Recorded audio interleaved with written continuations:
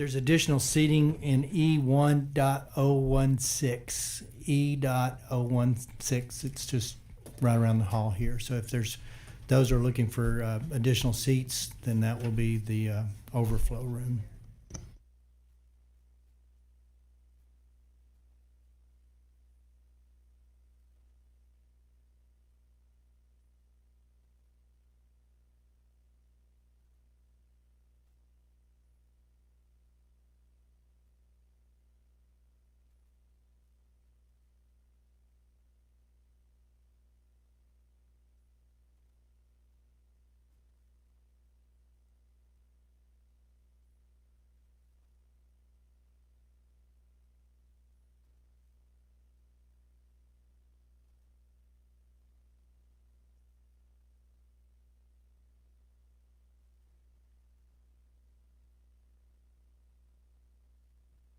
No, she's.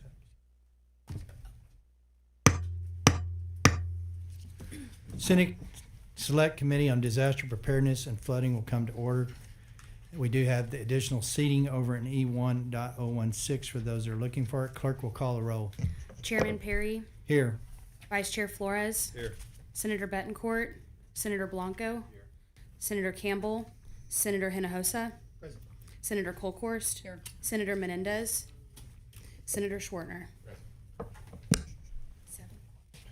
Being 7 present, quorum is established. Members, we're going to limit public testimony, public not invited, to 2 minutes today. Is there any objections? Hearing none, motion is adopted. Good morning, members, and thank you for being here today. Before we get started, I'd just like to say that it's going to be a little bit of a tough day.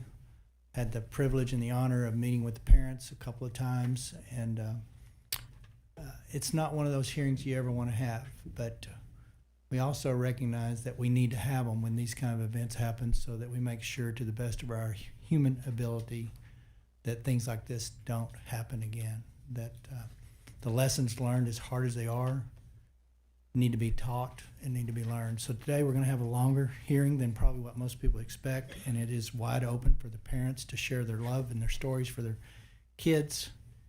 I would also ask that, that God's grace is sufficient. It's not always what we want, and it don't always feel enough, but I just hope that we can migrate, that He will give us what we need as we go through this, as far as the parents, as they continue to live out and move forward. So, and in talking to them, they recognize that.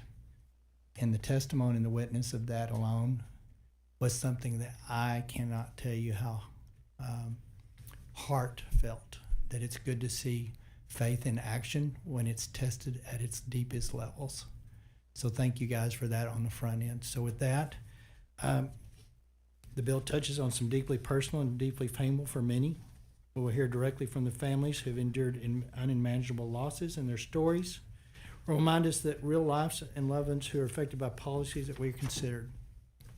Some of the testimony today will be very difficult to hear. The moments will weigh heavily on us, but it's imperative that we do hear that testimony.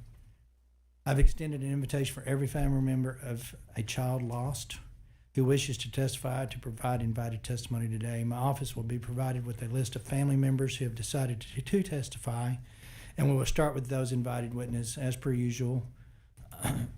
We will not apply time limits to their invited testimony. We will give every family member as much time as they need to say anything he or she wants to say. Additionally, I'd like all members to be aware that I have opened the break room to the family members of the girls lost at Camp Mystic that are present today, so they can step out of the hearing room into a private space if they feel the need. Likewise, when lunch arrives, for the members and the staff, the family members have been told they are welcome to eat and drink anything they want in the back of the break room. I realize this is unusual for a committee hearing, but I felt like this was needed to accommodate those that have made a journey to here and have stayed overnight. And we'll have a long day tonight on the Senate floor also. Mr. Chair. Chair recognizes Senator Menendez, Senator Colkhorst.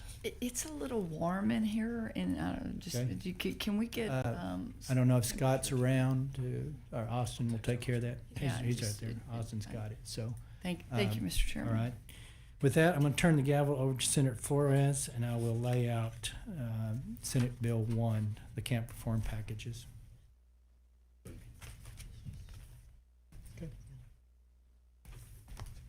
Thank you, Mr. Chairman. Chair recognizes Senator Perry. Lay out Senate Bill 1.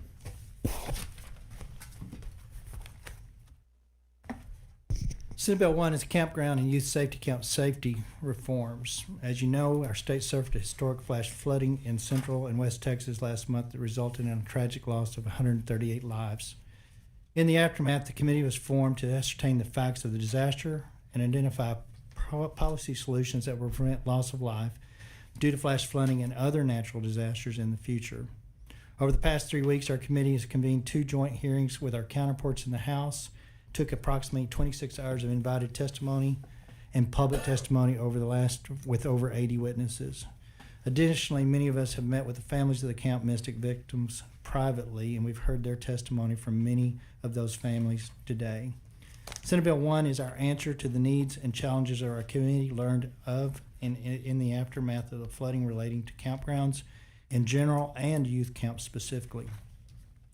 To better prepare campgrounds of all types, including youth camps for natural disasters, Senate Bill 1, as filed, implements basic campground safety requirements. These requirements include installing emergency rooftop egress ladders in cabins located in the floodplains, developing an emergency plan that addresses the safety of campers of all types of natural disasters, flash floods, tornadoes, hurricanes, wildfires, etc., implementing the applicable portions of the emergency plan during the type of natural disaster, providing a copy of the emergency plan to local emergency management coordinators, implementing basic fire safety standards.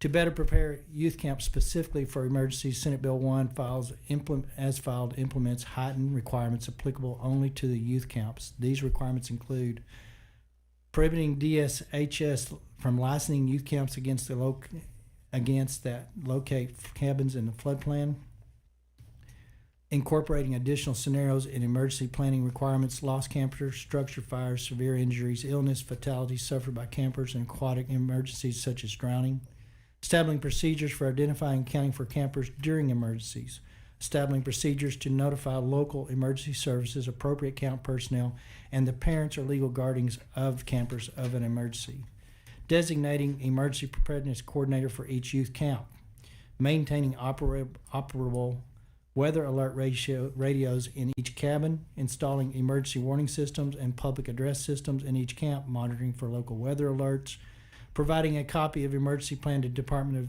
State Health Service or DSHS, which must be maintain a database for all such emergency plans that are accessible to Texas Division of Emergency Management or TDEM, provide a copy of the emergency plan to the parents or legal guardians of each camper, notifying the parents or legal guardians of each camper if portion of the youth camp is located in the flood plan, conducting safety operations for campers at the beginning of each camping session that include training the campers on their roles in the emergency plan, conducting an annual training on the emergency plan for each camp staffer and volunteer, posting in each cabin the evacuation rules, and keeping all evacuation routes lit at night.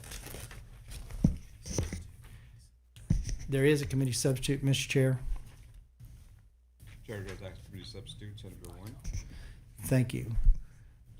Chair lays out committee substitute for Senate Bill 1. Lastly, SB 1 as file requires DSHS to post, update, and maintain a website list of all camps in the state with active licenses from DSHS. The committee substitute to SB 1 makes several changes. First, the committee substitute entitles SB 1 the Heavens 27 Camp Safety Act. The act will be forever named in honor and memorial of what those girls' names were and what it meant to the state to do these reforms as a legacy to the loss. My staff and I workshopped this name with the families and Camp Mystic victims in the LoutGov's office.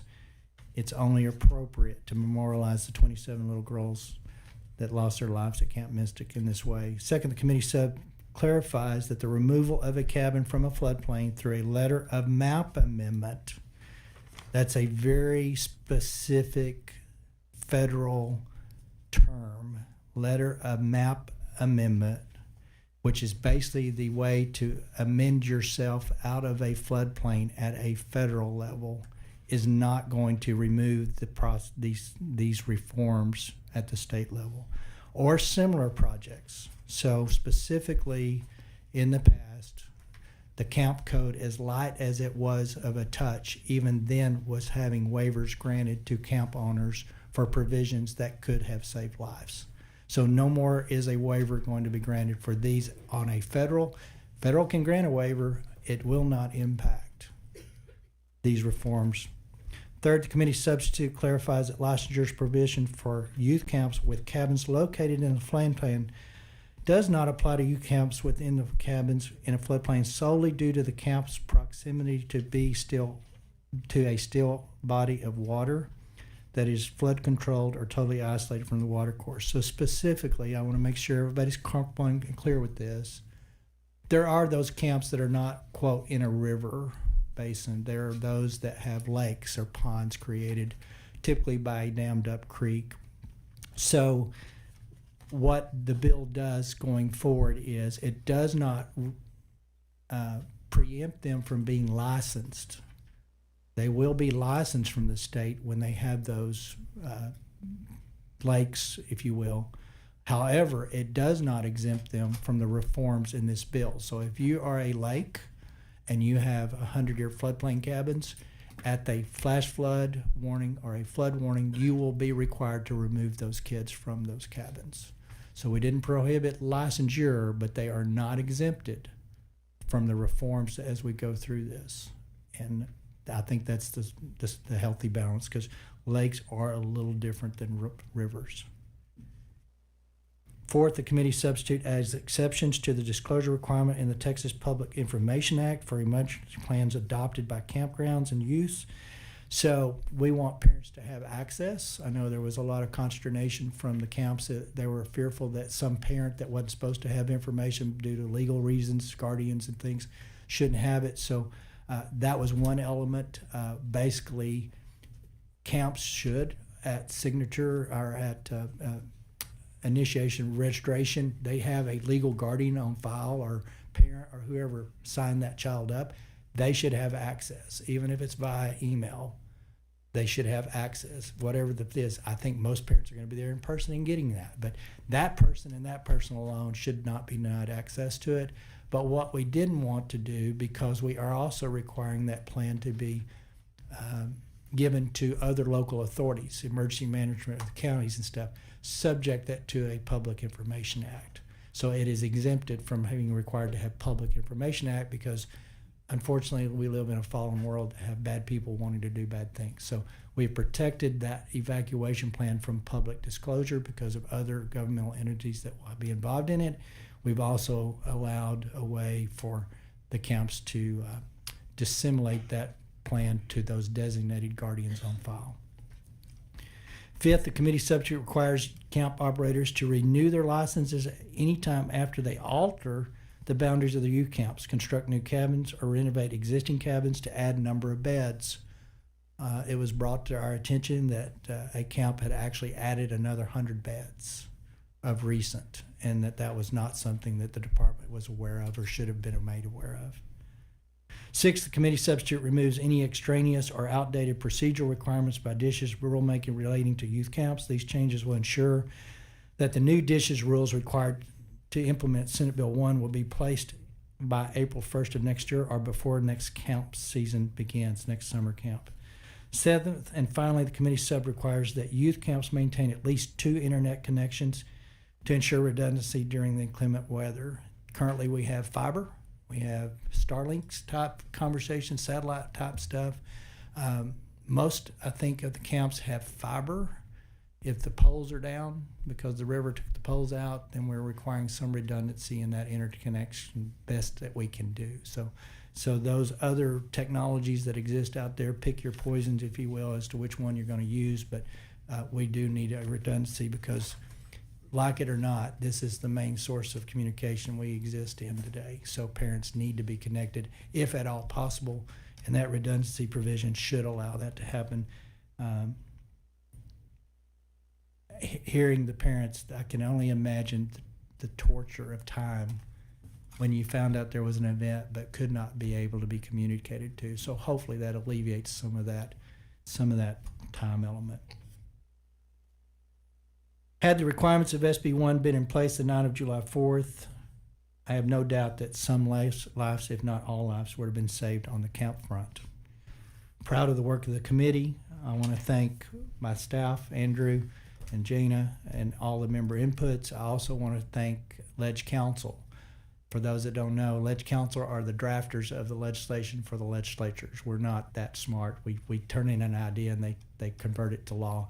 In that, there was a couple of things that we have noticed just because of the urgency and the time frame that they were asked to do it, and they met the challenge. We will have floor amendment members that will clean up some of those drafting. We may hear some things today in testimony we want to tweak, but it won't be anything significant. We're hearing that on 7 o'clock on Thursday night on the Senate floor, and it will be voted off the Senate floor and move through the process. So that's warp speed for the legislature. It moves too slow for most people. So there will be a little bit of a cleanup on a few things when we get to the Senate floor with that. I'll take any questions on SB 1 from the members. Show Senator Bettencourt is present. Members, any questions? Senator Colcourse. Thank you, Senator Perry. Thank you for your work on this. Thank you for the collaboration that you and I have had in working through this. One of the things that a parent from another camp had asked was on the evacuation plans, and to the parents I've shared with some of you, startling when I asked the question in Kerrville of the emergency management coordinator of the camps in Kerr County, how many evacuation plans do you have? And it was 6 of 19 camps in Kerr County, which is something that I really focused on, Senator Perry, as you know. One of the parents asked me, well, those evacuation plans should be on the website. And I just want to clarify for the record, we're not doing that for safety reasons. That's correct. Not available on the website. It's a request only, and to alleviate the camp concerns that, sometime because of family dynamics, a parent that's not supposed to have access to their child may request that stuff. So I have no problems in practice. We have to live in the practical. If someone requests by email a copy of it, then they should be granted, but I have no problems with the camp saying, you know what, we'll get back to you, give us an address to mail it to in the interim, or let us check our files, and if you see that is a party that has been identified that should not have those information notes, respond accordingly. That you will need to check with whatever. But I think it's important that parents feel good, but it will not be on a public-facing portal for all to access. Good, because we live in a fallen world. We do. And someone could create a catastrophe where there was an evacuation and then that exemption is consistent with what we do for public schools, active Yes, shooter training exactly. and things. Another question that I wanted to ask is on the letter of map in your substitute. So when we look at floodplains and, in working on water, agriculture, and rural affairs, we know that flood maps can change. So just point of clarification that we have seen some efforts sometimes by commercial properties. You can name all kind of properties that say try to get their flood maps amended. Some go in, some go out. So clarify for me one more time how that works. So it became, we found out at a late time that I believe Camp Mystic actually had applied for a map of the term with FEMA and carved out. Got a carve out, if you will, from the FEMA flood maps with that at FEMA level. So the state didn't address it. So it is now no longer going to exempt them from state requirements if you get the letter of map changed at the FEMA level. So no more waivers. Just in a nutshell, don't ask for them. If you're a camp owner, don't come to the state seeking waivers. You're not going to get them. And if you go to the feds to try to work around the state, we've allowed for that in this bill. You're not going to get out of them. You're going to do them or you're going to close down. It's that simple. We're not going to go there anymore. They're there for a reason. FEMA, as weak as their maps can be, there's still an underwriting premise that you flood. And it may not be the absolute best source of where we're starting from, but it is the source we have today to start from. Correct. And then seeking higher ground on it is the flood warning. Is that Flood correct? warning or flash flood warning. Okay. Either one of those two warnings, because I've learned that they can be the same in the sense that they're delivered at the same time, or one or the other. But the reason that's critical is that's the second warning, and all of the weather folks tell me that typically you have about 3 hours to respond in the event that an emergency does happen. Mm-hmm. You may never get to the emergency, and you may have kids playing Monopoly and cards for 3 or 4 hours, but I'm okay with that. Yeah, At a pre-designated, pre-drilled higher ground. higher ground, which is key because, as we know, sometimes evacuation on very narrow, small roads would Right. be impossible. Did not ask. If that's a possibility at the second one, then I'm not saying you can't. I'm just saying you got to find higher ground. Right. On-site or off-site, you got to find higher ground. And then, just as a final follow-up for the parents here today, this is one bill. Senate Bill 2 has a lot of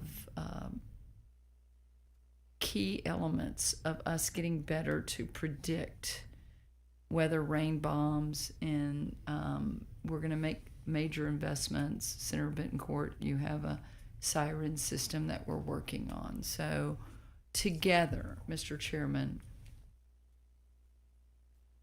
together, you look at a combination of these bills, working with our House partners at the state of Texas, in whether it's camp safety, campground safety.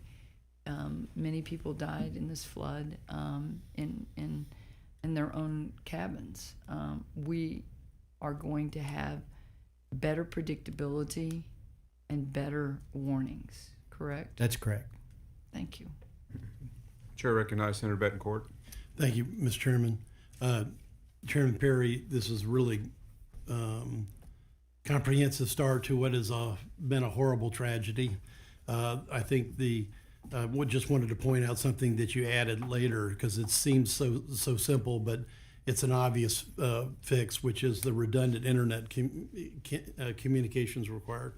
We're going to have that in the river flood warning system, but the fact that a camp could therefore have two accesses, maybe it's Starlink, obviously it's fiber, but importantly, then they are not guessing at that point. They have that information.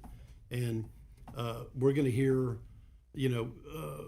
what has been an unparalleled tragedy and a horrific failure of one camp today, and all the grief that it comes from this.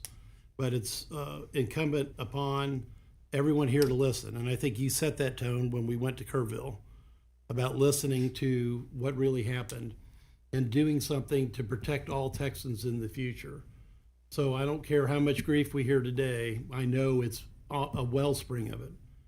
It's beyond tragedy to lose one family member, much less two, much less the age of what we're going to see and talk about today. And all of this panel, all of this legislature, all of Texas stand to do something about this now. Thank you, Mr. Chairman. Members, I can tell you the last couple of days in talking to both, all impacted families and others, it is only by the grace of God that we're not talking about a whole lot more kids. I mean, we were one person looking out a window and noticing that there was a problem in different areas of that river basin. And had it not been for that look, we could have had another 20 kids really easily. So we can't fix what's happened, but we can darn sure prevent what's going forward the best we can. So Thank you, Mr. Chairman. Members, any other questions before we proceed? With that, the chair will open up for invited testimony, and members, I ask that your questions until after each panel has finished its testimony. It is my intent to recognize members for questions before each panel is dismissed. So we will be calling you up in panels. So as you hear your name, if you'll step forward, and if you say your name and who you represent. and then say your statement, and then we will proceed with the invited testimony. So at this time, the chair will call up panel 1, and the chair calls Michael McCown, C.C. Williams Stewart, Will Stewart, and Clark Baker.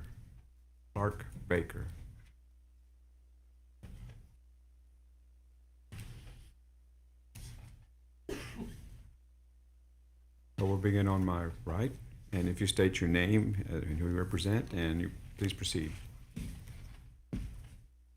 My name is Michael McCown. Can you turn on the mic, please? Okay. My name is Michael McCown, and I'm here representing myself and my wife, Callie, in support of SB 1. Chairman Perry and the members of the committee, I want to thank each of you for inviting us, the families who lost our daughters at Camp Mystic during the Kerr County floods, to participate in this hearing and let our voices be heard. We had a daughter, Lenny. She was 8 years old. She is dead. On July 31st, we were unable to attend the joint hearing in Kerrville. Our lives have been devastated by Lenny's death, and we are only just beginning the long process of recovery. On July 4th, while driving to Kerrville to pick up my daughter, I received an email from Camp Mystic stating, "If you have not been personally contacted, then your daughter is accounted for." I felt a wave of relief, which was quickly shattered about 30 minutes later when my wife called, incredibly distraught, to say that Lenny is missing. She just got off the phone with the camp. She is unaccounted for. Over the next 48 hours, I was called to the Grimes Funeral Home to identify 2 bodies. One was not Lenny, but the other, I believed, was Lenny. Once the Texas Rangers took over the identification and recovery process, I returned to Kerrville from Austin to provide a DNA swab. Additionally, on July 5th, while searching for Lenny downstream of Camp Mystic, I found a deceased young girl. With the assistance of Wilson County Sheriff's deputies and National Forest Service personnel, we were able to retrieve her body and send her home. I recount these events to emphasize that I had no desire to return to Kerr County for those initial hearings. But I am now ready to speak. Lenny was the middle child between her brothers Bates, who's 11, and George, who's 3. To Bates, she was the pesky but beloved little sister. To George, she was a gentle, playful mother figure. On the weekends, she would even pour him Cheerios and milk so my wife and I could get a couple more minutes of rest. To everyone else, she was a joy. She hugged her teachers, was a friend to everybody, and spread an infectious giggle everywhere she went. On July 3rd, the first flash flood advisory went out in Kerr County, forecasting potential flash flooding through the weekend. Early that next morning, on July 4th, a flash flood warning was issued, and those warnings escalated in number and severity throughout that morning. We trusted Camp Mystic with her precious life, but that trust was broken in the most devastating way. The camp had a heightened duty of care, and they failed to perform. That failure cost 25 campers and 2 young counselors their lives. No one had to die that day.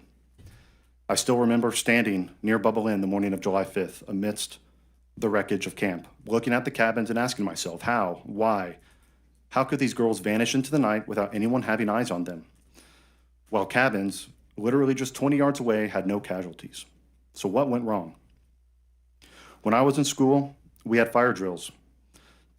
Teachers did not need to be told to line up the kids and head for the exit. They did not need to check with their superiors. If the alarm went off, the school was evacuated. No fire drill I've ever heard of evacuates only one part of a building while leaving others behind. It didn't even cross my mind that a camp like Mystic wouldn't have a detailed emergency procedure in place. When action was finally taken, it was too little, too late.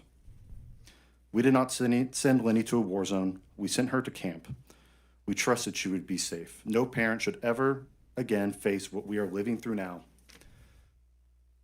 Camp is supposed to be a safe place, a place where kids can grow, learn about themselves and each other, and take on some adventure while away from the modern life. Yes, there are risks in outdoor activities, but there was never a question in my mind that a camp would not be prepared for them.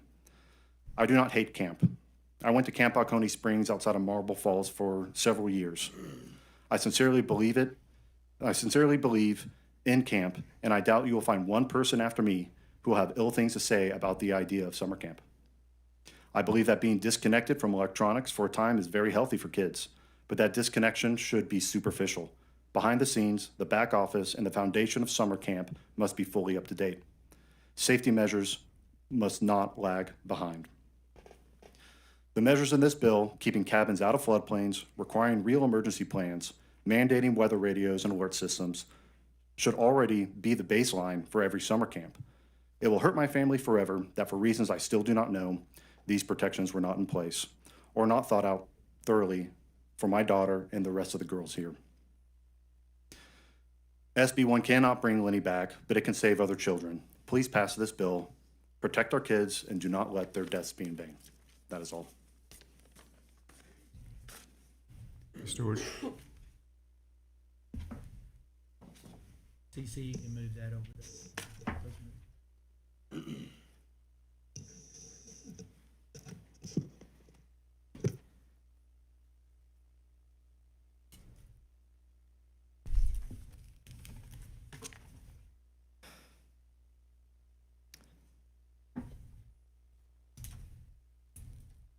My name is Cece Williams Stewart, and this is my husband, Will. We are the parents of Seal Stewart, the only camper from Camp Mystic still missing,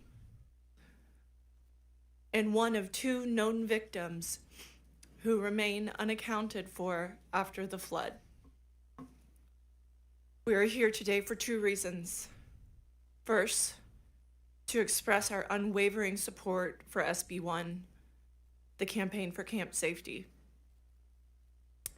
Texas summer camps must be properly equipped, trained, and held accountable so that future generations of children can experience the joy of camp without being placed in preventable danger.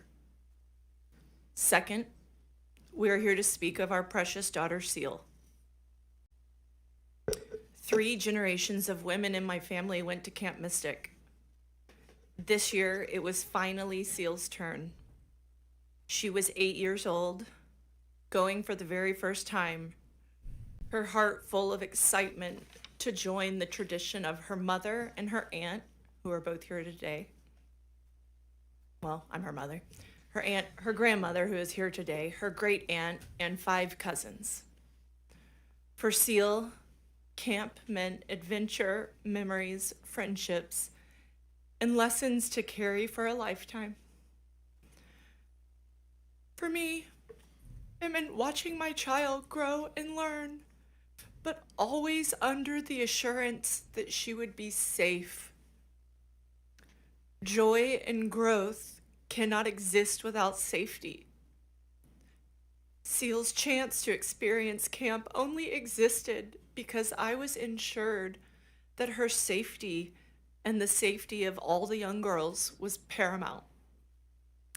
I ask you, what could have been more important than that? But that assurance was betrayed. Obvious common sense safety measures were absent. Protocols that should have been in place were ignored. As a result, my daughter was stolen from us. Seal's life ended not because of an unavoidable act of nature, but because of preventable failures. On just her 5th day of camp, the beginning of what should have been a magical first summer, our Seal was swept away, along with other bright, beautiful girls. She was stolen from her family, from her future, from the world she lit up with her independence and spunk. This legislation cannot bring back our daughters, but it is the beginning of change that must occur so this tragedy never happens again. It is the start of a promise that their lives and their deaths will mean change. It is an effort to ensure that no other family suffers as we all have. In addition to the families that are here today and that lost their children, there are hundreds of other campers that were affected by this that survived. The survival guilt and trauma that they went through, for many, is unknowable. They will be dealing with this for the rest of their lives. It is unfathomable. That wasn't scripted. So, and yet my daughter Steele's steward, is still missing. 48 days later, Seal remains somewhere in the devastation of the Guadalupe River. We wait, trapped in agony, until she is brought home. Just this past weekend, we had the impossible task of again addressing our 5.5-year-old daughter that not only had Seal died, but her body has not yet been recovered. We had to tell her this because she started kindergarten at a new school yesterday. She needed to hear the unbearable truth from us that Seal's body has not been found, not from kids on the playground. It was the second hardest day of my life.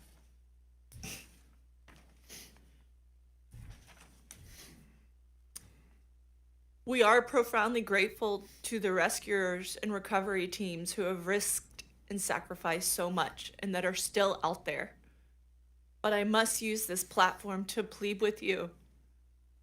My baby girl is still missing. Until she is found, our family lives in a torture chamber of uncertainty. The agony is relenting. We cannot begin to grieve or to honor the fullness of her short, beautiful life until she is recovered and laid safely to rest. We are forced to pray for the day when our child's body is found and to call that good news. I ask you to carry that reality with you as you hear from us and from other families whose lives have been shattered. Right now, we cannot celebrate the light and the love that Seal brought into our lives. We are suspended in endless anguish, unable to move forward, unable to find peace. We ask you, please pass SB 1 so no parent sends their child to camp believing they are safe, only to face this nightmare.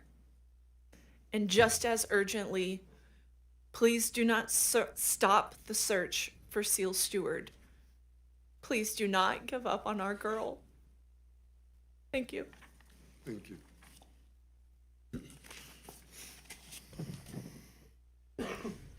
Good morning. My name is Clark Baker. Along with my wife, I'm here to represent myself along with my wife, Katie Baker, Chairman Perry, rest of the committee. Thank y'all so much for your diligent work on prioritizing camp safety. In May, Mary Grace Baker stood in her school's church surrounded by her classmates, her teachers, and her family. She was receiving the St. Elizabeth Ann Seton Award, the highest honor at St. Anne's. It was a celebration of her character and the kindness and joy she brought to everyone around her. We all gathered there to honor the way she lived her life, her faith, and touched our lives. And if we closed our eyes tight, we could almost imagine a world where that beautiful ceremony was just the first page of a lifelong story. But reality had other plans. Just a few weeks later, we found ourselves in church once again with the same faces, the same classmates and teachers, not celebrating Mary Grace's award, but celebrating Mary Grace's far too brief life. As I mentioned earlier, my name is Clark Baker. I am Mary Grace's father, and I'm here to make sure that nobody has to experience what I have over the last 6 weeks. My birthday is July 1st. The picture you are seeing was my last living memory of my daughter. Mary Grace was born in April of 2017. 2 months later, my wife lost her grandmother. And 4 months after that, I lost my own mom. Mary Grace was the light that helped all of us in the family through that dark moment in time. And shine she did.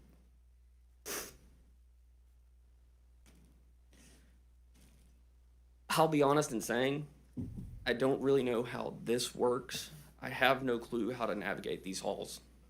I don't understand House hearings, lobbyists, floor debates. What I do know is that my daughter should still be here.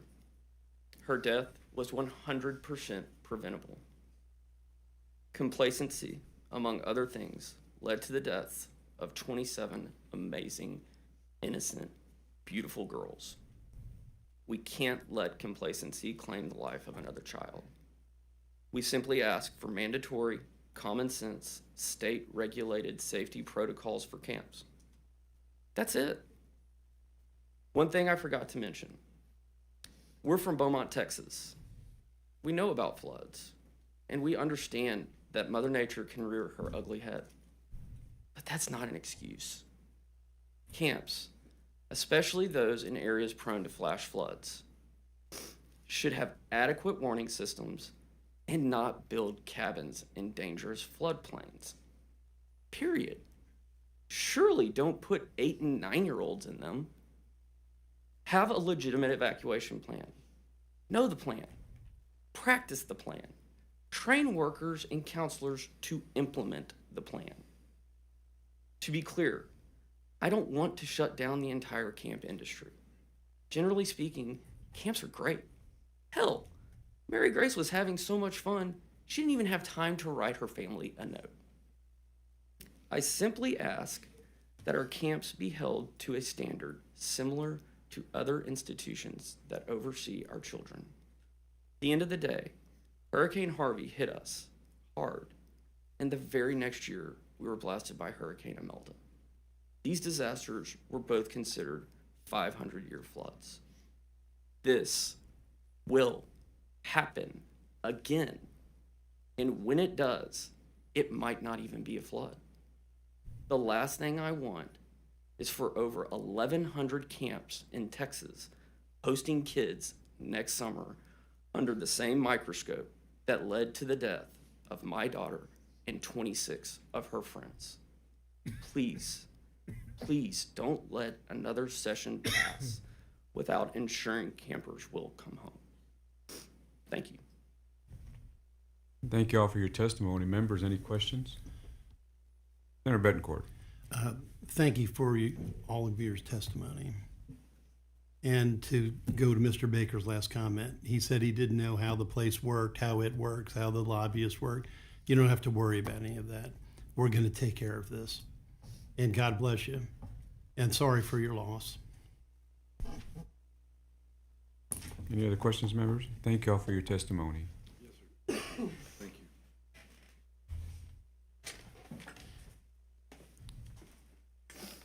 We will now call up panel 2.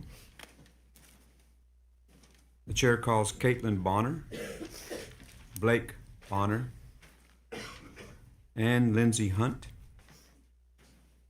and Davin Hunt, or Davin Hunt. I hope I pronounced it correctly.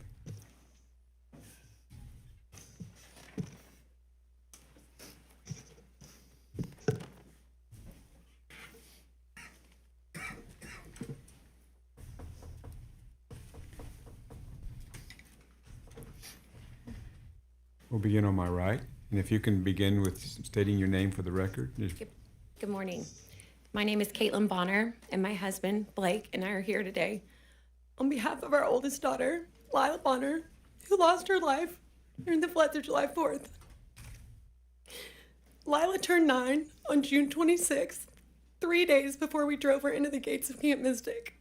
Her 2 little sisters, Lynn, 2, and Scarlett, 6, are now attempting to navigate a world without her, one that Blake and I never imagined would or could be our permanent reality. Before I begin sharing a speech I never imagined I would have to write, much the way I felt when I wrote my reflection for her funeral, I want to say thank you for the opportunity to speak with you all today. As her mother, I am haunted by the events that took place on July 4th and wish with every fiber of my being that I was here under different circumstances. When Lila was born, I began writing letters that I planned to one day share with her. I wrote to her on her birthdays, on days when she did something funny or started a new activity, trying to capture precious memories and milestones that I never wanted to forget. I wrote to her on days when I was struggling, hoping that one day they could be a source of comfort and wisdom. Having lost my mom to cancer when I was 12 years old, I wrote these letters to Lila in the event that something ever happened to me. I never imagined that I would be the one reading them to her at her funeral. And most certainly not because she lost her life at Camp Mystic, where I spent 10 summers, 9 as a camper and 1 as a counselor in Bubble Inn. As I struggle to make any sense out of this horrific tragedy, these letters have been a gift I thought I would one day give her, but I now realize they are a gift from her. Lila was special. She was beautiful. She was pure. She was so kind. The most gentle little girl who fiercely loved her little sisters and all of her friends. A friend who preferred to shine her light on the people around her. A light she lit inside of me when she made me a mom. A light she lit throughout the halls and classrooms of Bradfield Elementary. A light she shared with her beloved family and friends. And a light I know she shared with the angels at Bubble Inn. Lila was the epitome of a firstborn child, the best big sister, and a rule follower who respected authority with impeccable manners. In the weeks leading up to camp drop-off, we shopped, organized, and packed her trunk with all the things I knew would make her feel safe. I gave her tips from my experience as a Mystic camper, suggesting she use her drawers for rest time activities and stationery, knowing that she wouldn't be able to get off of her bed during rest hour, per camp rules. We received her dresser drawers with the first round of belongings recovered from camp, and it was no surprise to me to see that she had done exactly what I had suggested. I told her to take horseback riding first if possible, so she didn't have to change into pants after swimming on the quad. I had yet to see her camp schedule, but received a water-soaked copy from her cabin, and as expected, she had followed my instructions. Riding was her first activity. I've been told she was voted best manners at her dining table and was a spirited tonk, even though she left camp desperate to be a Kiowa, like me. I will forever be haunted by the fact that I didn't know what I didn't know. I sent her to Camp Mystic to grow closer to God, make lifelong friends, try new activities, and encourage independence. To spend time outside, away from a screen, surrounded by like-minded girls that I knew she would cross paths with for life. I naively assumed she was safer at camp than anywhere else. When I think about the trauma and fear that our girls endured, it makes me physically ill. This loss is one no parent should have to endure.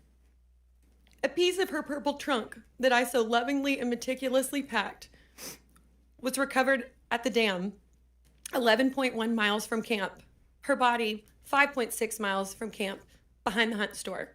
Ironically, the last place we were, or the first place we stopped after dropping her at camp. Our 6-year-old started first grade last week without her big sister holding her hand. Our 2-year-old will likely never remember her oldest sister aside from photos and videos. And her friends, who all started 3rd grade last week, have to reconcile how 2 of their classmates perished at summer camp in a flood they also were evacuated from while at neighboring camps. Their stories are harrowing, but they all survived. I'm not here today because I want to be. I'm here because I have to be. Our daughters deserved better, and future campers deserve better. I implore you all to act quickly and pass SB 1 to protect campers before next summer and to ensure that there will never be another Heavens 27 due to camp complacency. Thank you.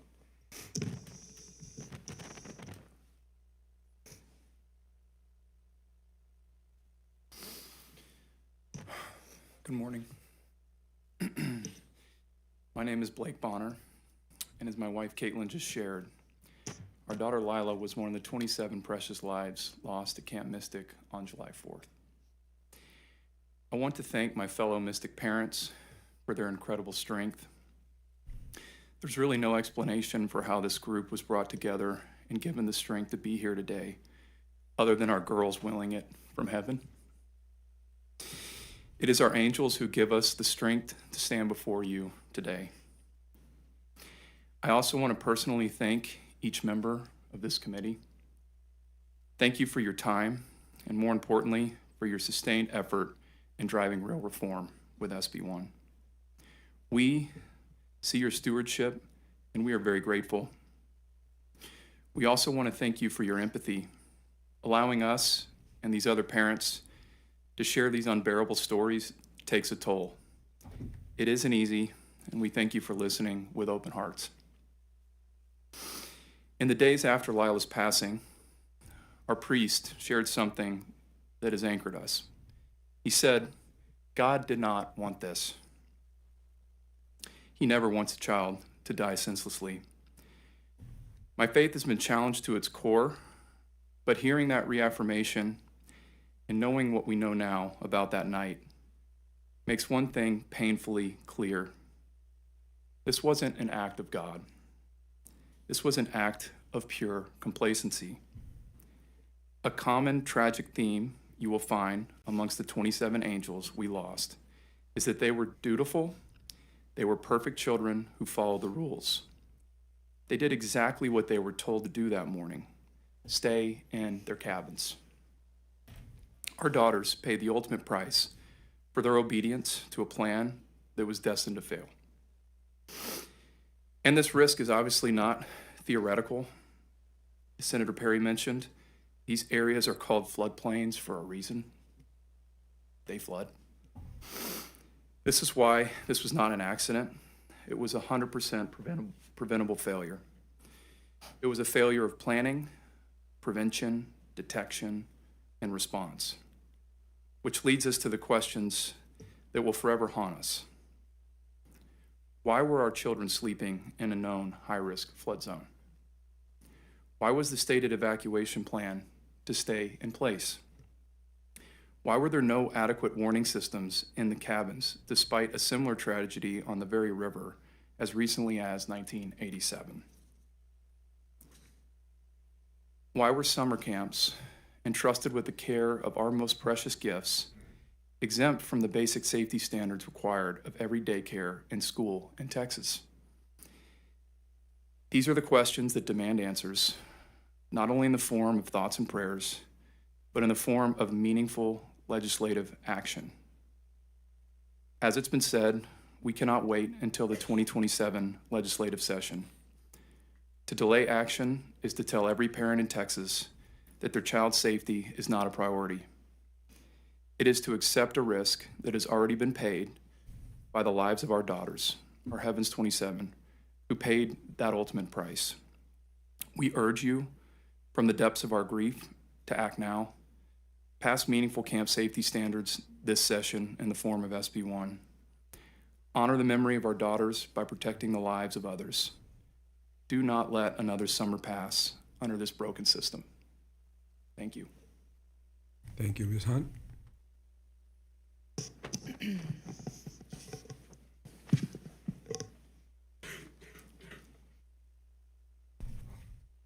I'm Ann Lindsay Hunt, and you're being passed a picture of our daughter, 9-year-old Janie Hunt. Thank you so much for listening to us today. Janie was the heartbeat of our family. She made me a mom. She always cared for others. In a nutshell, that's who she was. She left for camp full of excitement and joy. She came home in a plywood box. It's impossible to put into words the depths of our grief, the magnitude of this loss, the trauma we are dealing with, replaying the nightmare of having to identify her tiny, muddy body, and the trauma and nightmare of what we imagine she went through that night. It's so hard to face each day without her. In the weeks after, I've been thinking back on the verse read at Janie's baptism, Jeremiah 29:11. For I know the plans I have for you, plans not to harm you, plans to give you hope and a future. We thought she was promised a bright future. She would be protected. But now I realize today, these are the plans.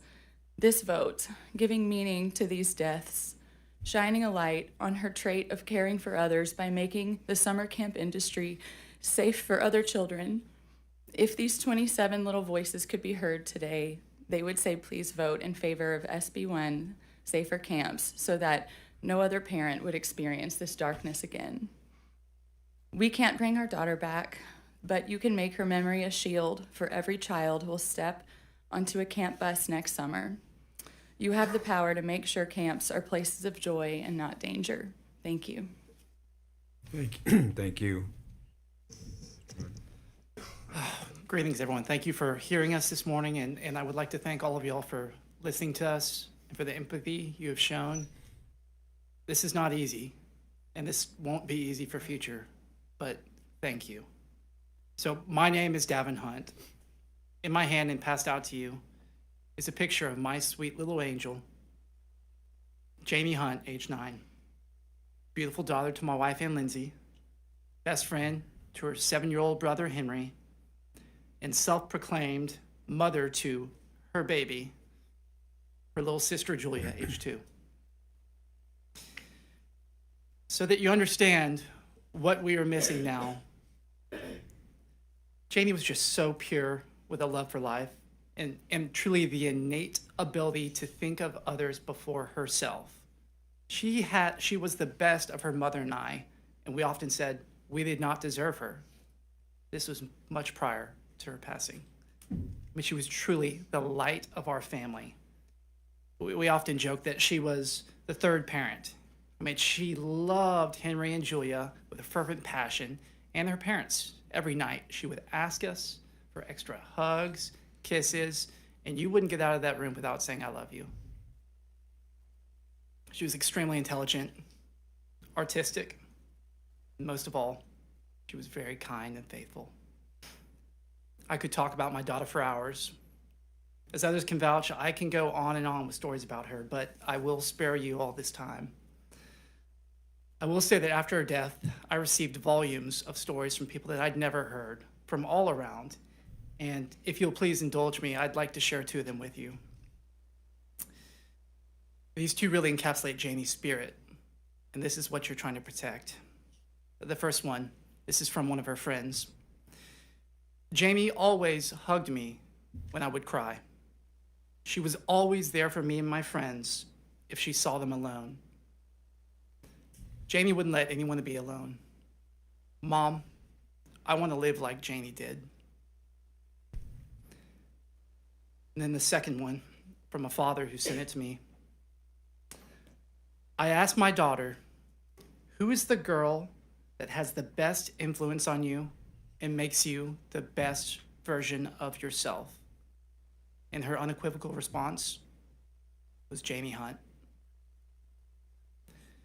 There's a running joke amongst our family that Janie was the angel child. She never disobeyed the rules, was always the teacher's favorite, and thrived with sports and friends. She was the angel child, but now she's just an angel.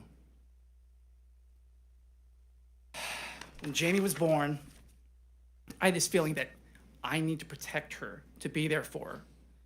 It was a sacred duty as her father to protect my daughter at all costs. And I was not there. I failed that sacred duty.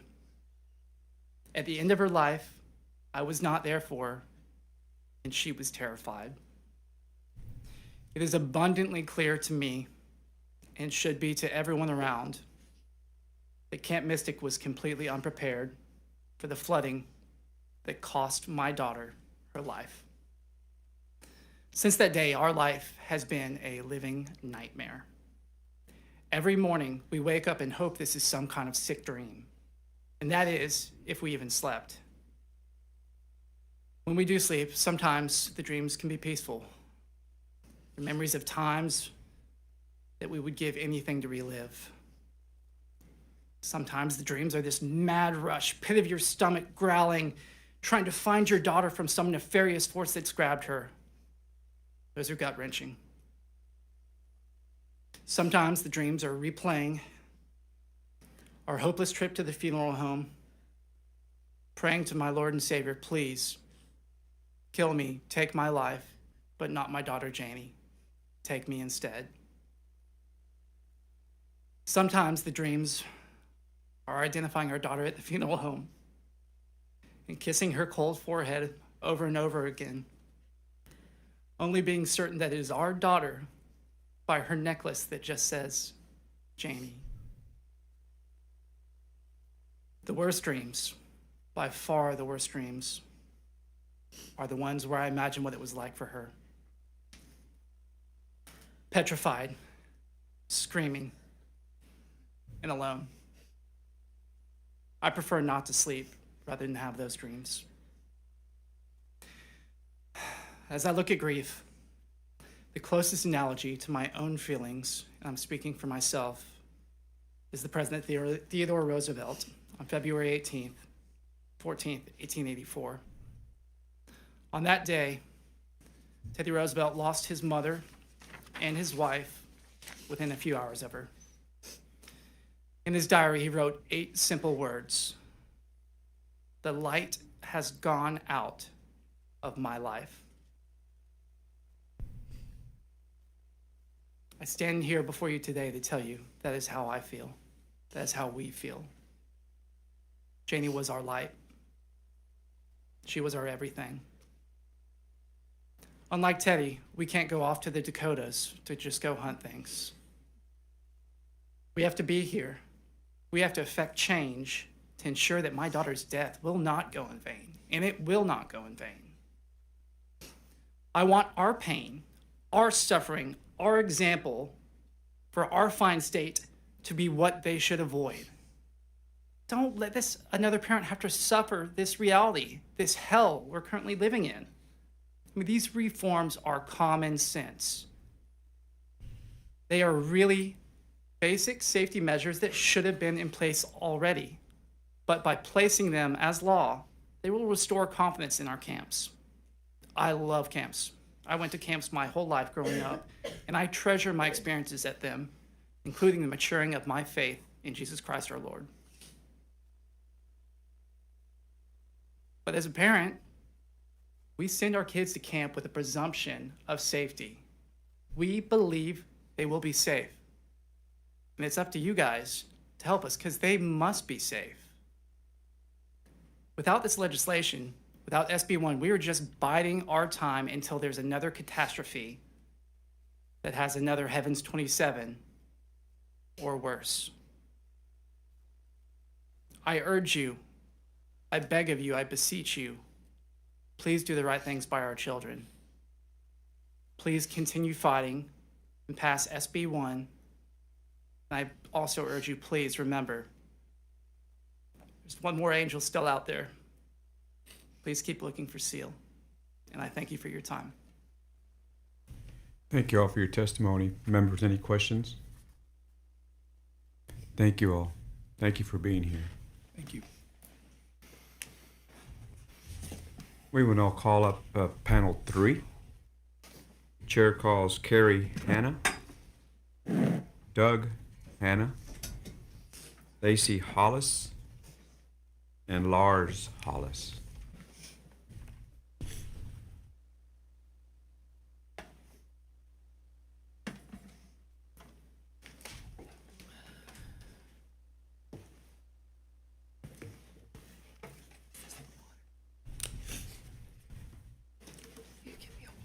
Thank you all for being here.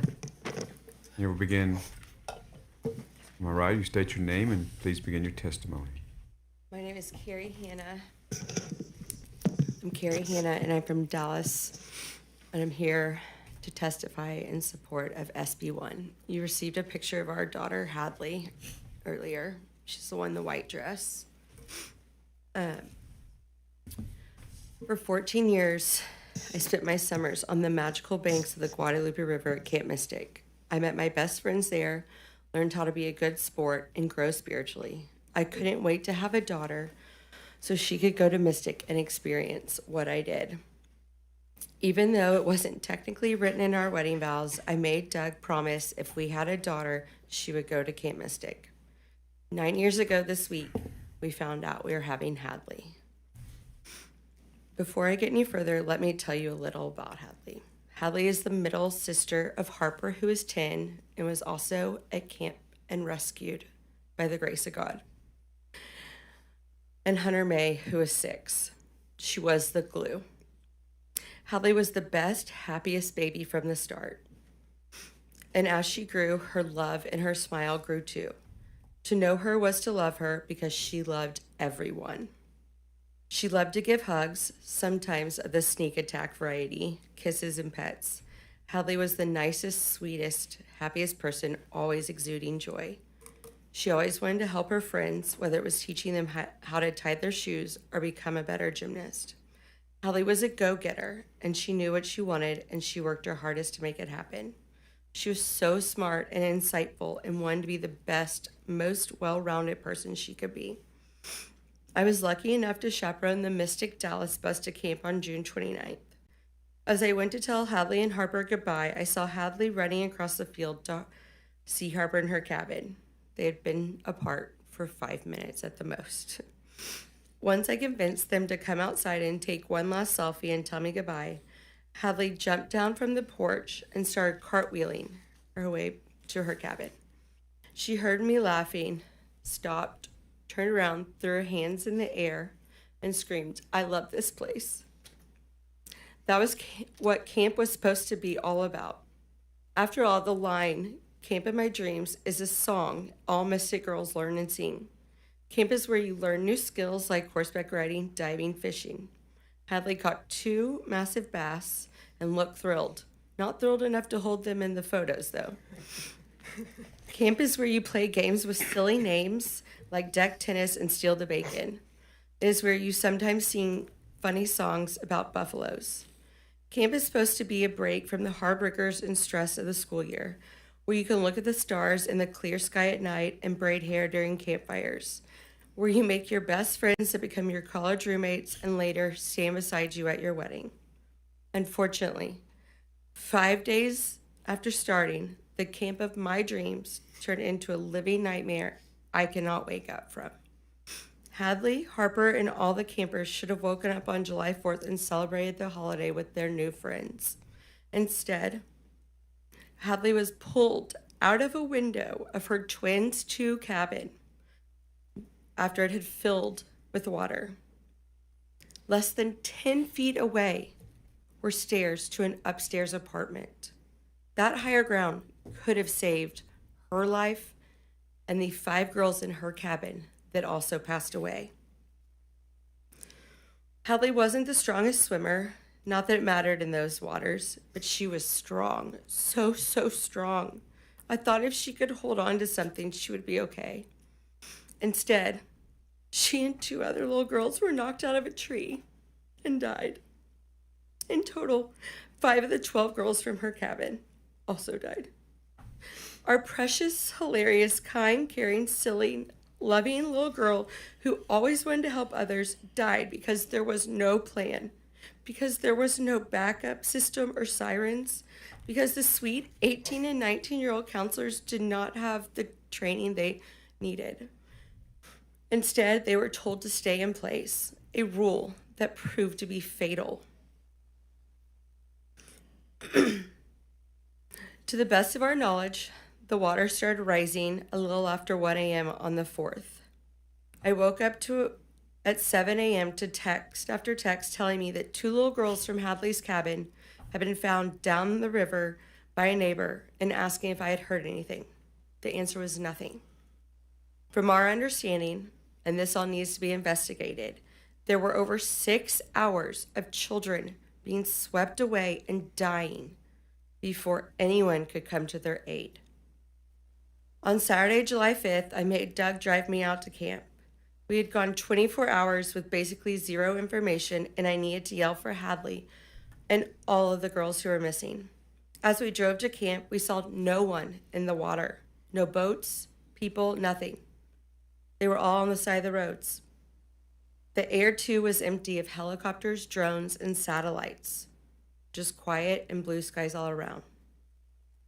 We had a meeting at the church with officials at 10 o'clock on the night of the 5th, and we were once again without answers. We were told to come back the next morning at 7 to give DNA and that there would finally be answers. I personally asked if there were children in the morgue whose parents hadn't been notified. I had originally heard this from the media. The answer was yes. There were 5 whose parents were in the process of being notified and 1 unidentified. It turns out that 1 was our sweet daughter, Hadley Rebecca. The only way the Rangers knew for sure it was her was after I told them she had had alternating green and yellow nail polish on her fingernails. The child laying in a makeshift morgue could not have looked more different than our beautiful girl. It is a sight I can't get out of my head. It haunts me day and night and is all I think about. I think about how much she suffered and how scared she had to have been in that dark, cold water. It kills me that I couldn't have helped her. Before Hadley left for camp, she was worried about being away from me for a month. You see, she may have her dad's personality, but she was my mini-me and my best friend. I promised her she would be safe and okay. I told her camp was the safest place she could be, and she would make new friends and learn new things. I lied to her. She not only wasn't safe, she died. We sat around for 16 hours praying, hoping, pacing, getting prank phone calls and texts from people saying they had her. For her only to be found down the road, alone. The overwhelming lack of prevention, detection, training, and response in this situation is mind-boggling, and is what we are asking SB1 to address. This is not the first flood, and it certainly won't be the last. How did things go so wrong? Hadley could very easily be one of you if she had been given the chance to grow up, advocating to make her city and her state a better place. She dreamed of being a Longhorn and would have worked hard to accomplish that goal.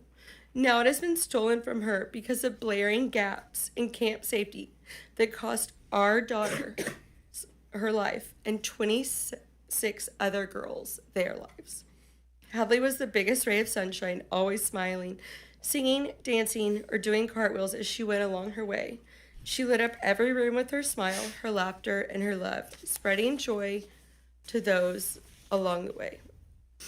That is who Hadley is and will be remembered as, our angel, beautiful on the inside and out, observant, compassionate, caring, kind, silly, smart, full of love and life, a vibrant ray of light. I mourn the loss of an amazing daughter, sister, granddaughter, niece, cousin, and friend. I mourn for the loss of camp friendships that never will be, not just for Hadley, but for her sisters as well. Camp must be a place where parents can send their kids and not stress about their safety the entire time they are there. Please, I beg you all to do what is best for children all over our state, country, and world that come to Texas each summer to get away from the stress of life and to have fun. There's no reason camp can't be fun and safe. Do it for our girls who can't ask you for help. Do it for your own children, grandchildren, or your friends' children. Don't let this opportunity pass you by without doing something. Thank you. Thank you for your testimony.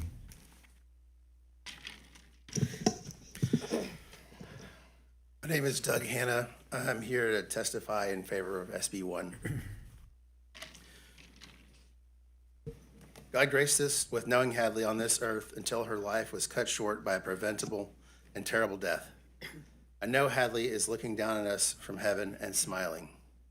She was so kind and caring from the start. She really looked up to her big sister Harper and watched out for her little sister Hunter. At times, she drove me crazy, but I was just starting to really get her and understand her.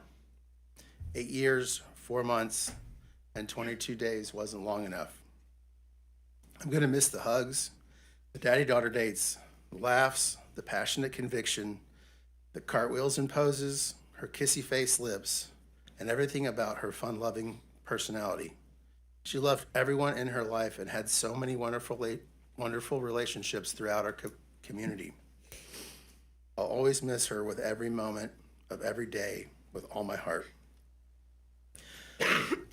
On July 4th, I woke up to my wife frantically texting other moms. They were texting about Mystic, and my curiosity was piqued. She seemed shocked, and I had asked her what was going on. She told me a girl from Hadley's cabin had been found in a tree miles downriver. That was enough for me. I took the brisket off the smoker, put my chainsaw in the truck, and started driving to get my girls, Harper and Hadley. On the way down, around Hyco, we got official word. Hadley was missing. I arrived at the reunification center in Ingram around 12:30 on the 4th. It was a sobering scene.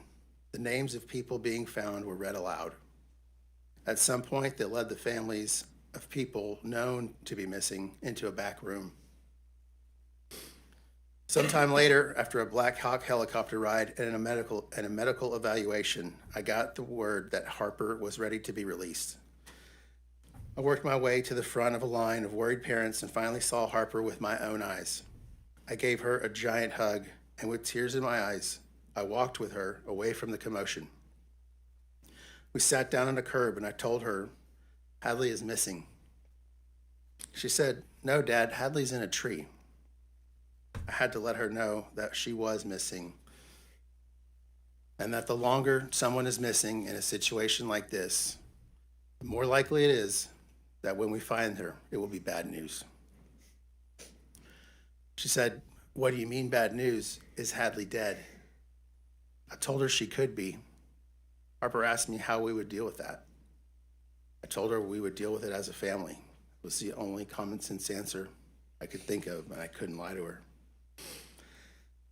Since attending the Band Together Texas concert here in Austin Sunday night, Harper has wanted to talk about the night of the flood. She's having flashbacks and hasn't been able to sleep without one of us by her side. We feel guilty because we sent our girls to a camp we thought was safe. Don't get me wrong, we love camp.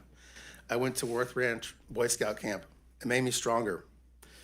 When you pick your daughter up from camp the first year, you can see that they have grown and matured. We thought Mystic was safe.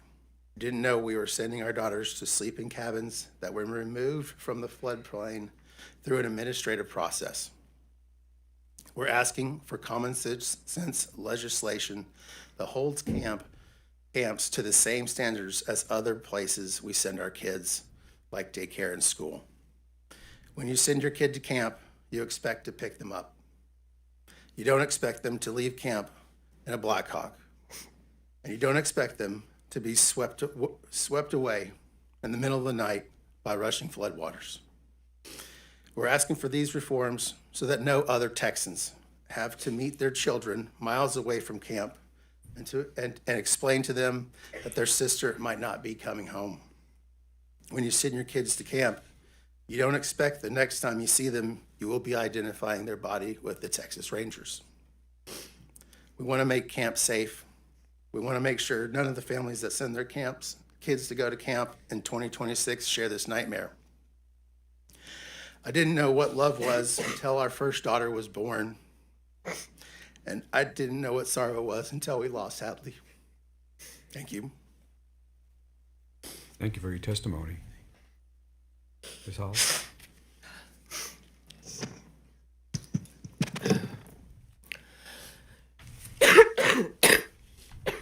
Excuse me, I have a bit of a cold. Take your time. So y'all are gonna have to bear with me.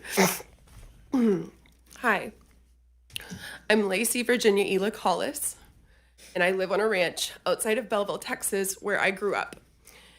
In a house that was the first place I carried Virginia into, and the last place I carried her out of. I support SB 1, and I would like to tell you why this bill is so important to me. My daughter Virginia, our first child, named for me and for my grandmother, died sometime after the rain and river flooding that happened in the early morning hours of July 4th. We don't know when she died.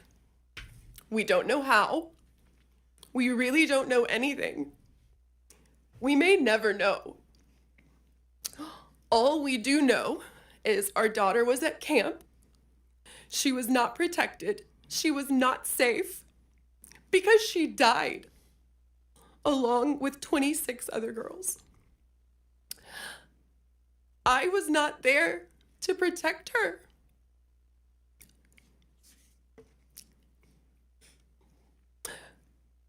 But I do hope that this legislation can help protect other daughters and sons of Texas, other big sisters, little sisters, brothers, other people's babies, their grandchildren, nieces, nephews, cousins, all of the sweet, innocent best friends of those little girls, my godchildren and my friends' godchildren.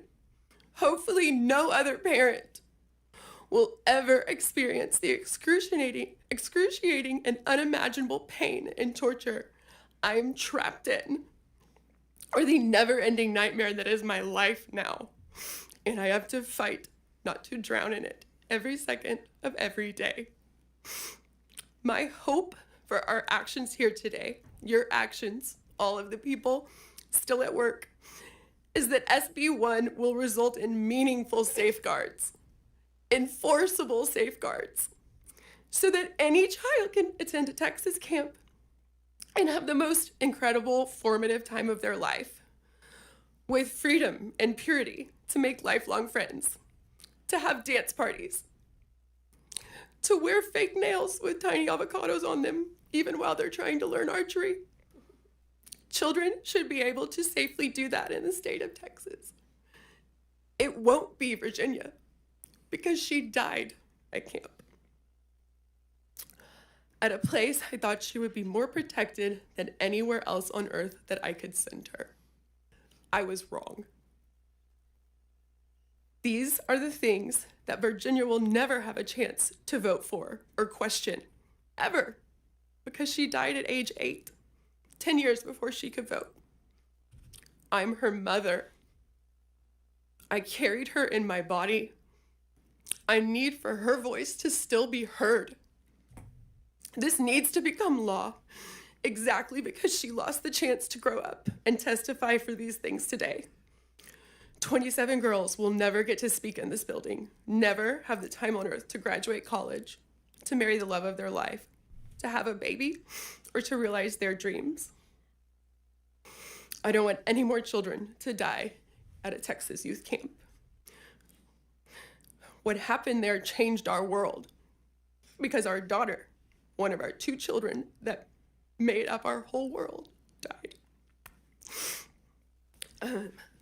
This is a cookbook that I made for our family after my grandmother, Virginia, died, to remember and preserve our family's and friends' history and legacy. My grandmother was 103. I thought I'd have my whole life to share this heritage with my children, that they would add to it one day as they grew and discovered new inspirations. That's Virginia with Sienna. That's how she wrote her name. That's me, Lacy Virginia, and that's my grandmother Virginia. There's even a recipe that Eden gave me that I learned was from your mother, I think, with shrimp dip. It's one of my favorites. Somehow, I'm the only Virginia of my family left on this earth. Several of you have heard me read my poem. I have a copy for each committee member, and I'm happy to read it for you another time in the future. But it represents only a single drop of the thousands of tears I have cried and the million more that is my future. My anguish is as infinite as the stars in the sky and equally as unfathomable, searing, blazing, exploding, a black hole of pain. But I can shed those tears.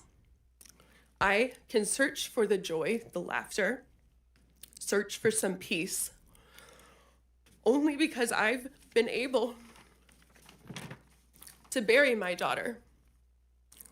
Virginia was the last of our 27 precious daughters whose body was found. That doesn't mean she was the 27th child found. Seal has yet to be recovered for her family, and that, if for no other reason, is why SB 1 should become law. Virginia cannot stay the last one found. But if she must, then we better make sure that Seal remains the last one who needs to be found. There cannot be a 28th one day. There shouldn't have even been one, but there could have been hundreds. The care and safety of our children should be the highest priority above any other considerations. Thank you for listening to me. Thank you for your testimony, Mr. Hollis.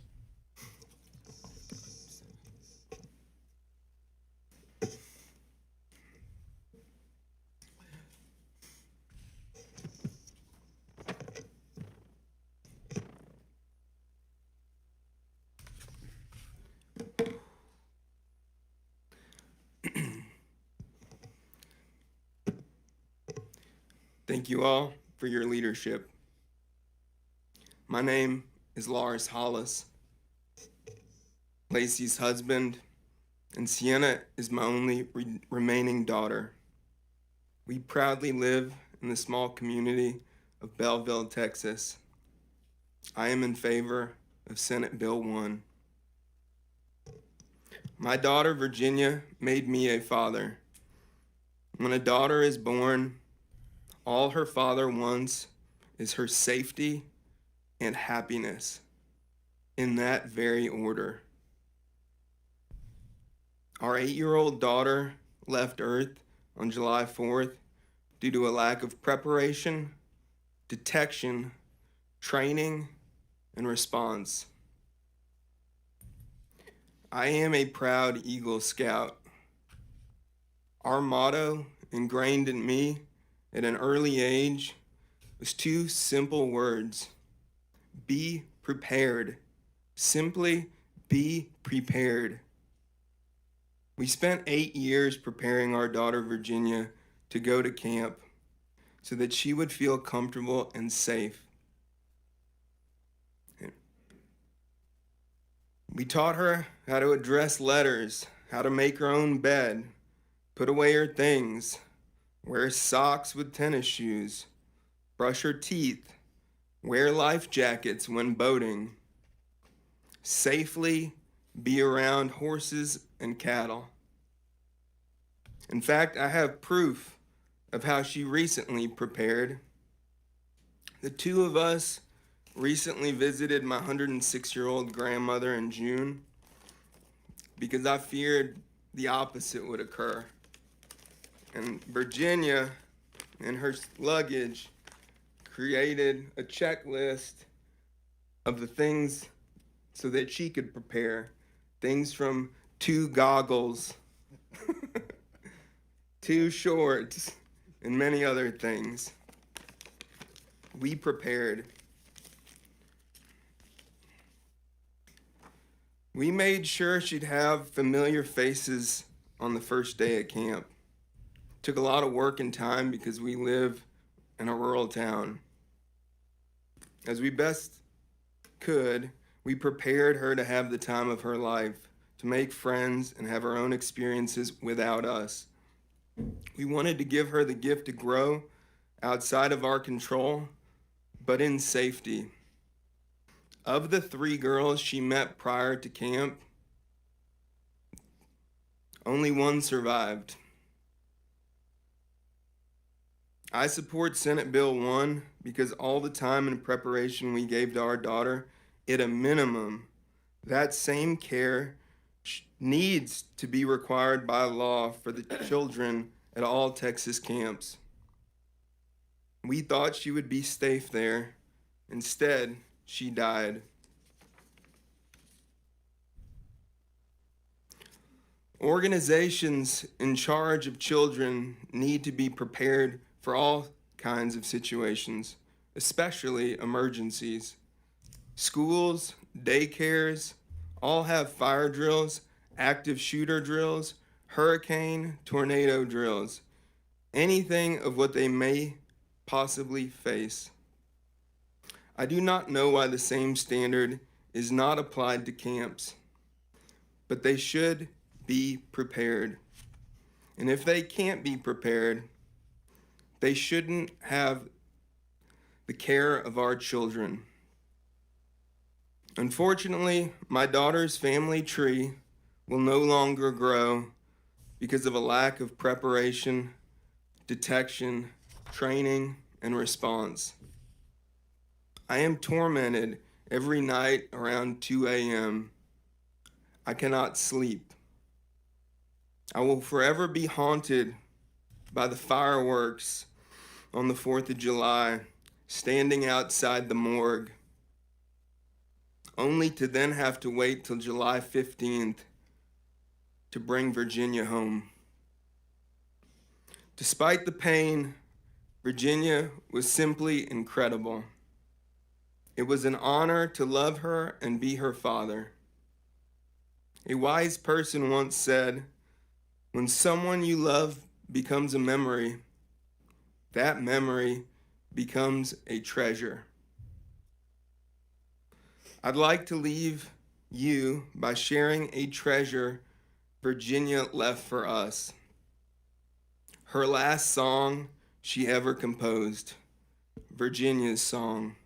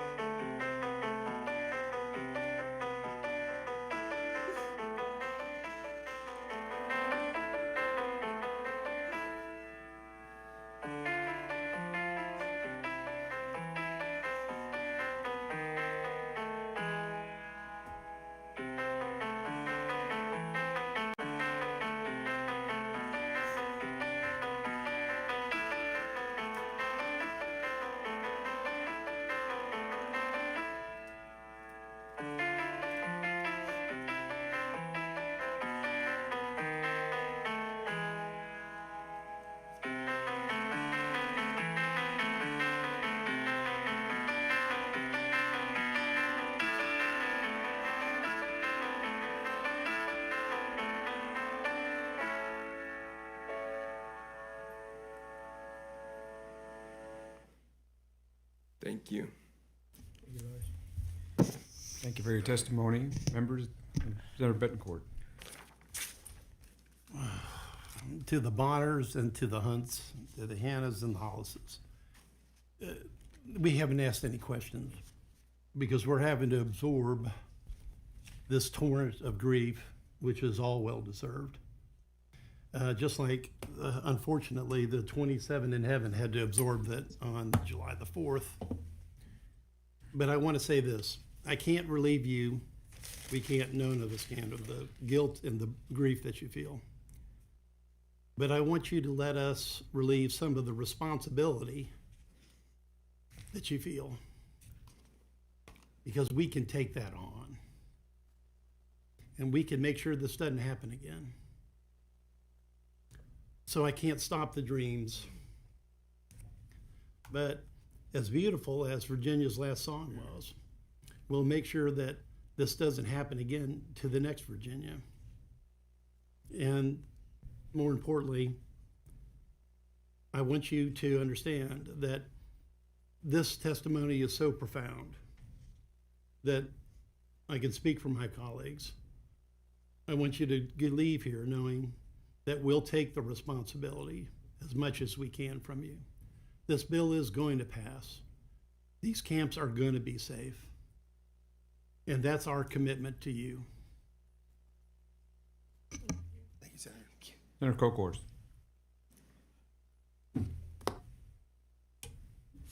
Thank you.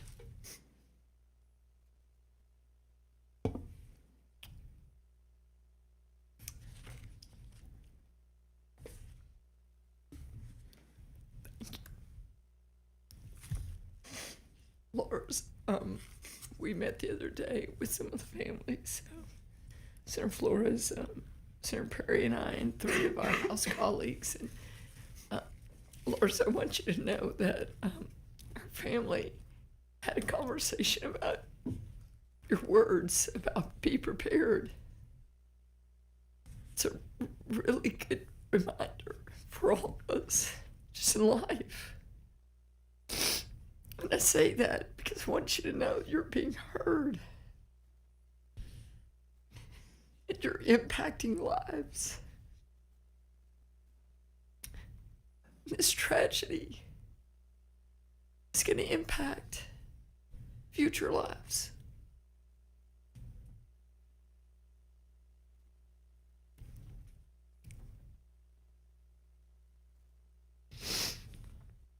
My chief of staff said to me the other night, I can't unhear their stories. I can't unhear their stories. And that's a good thing.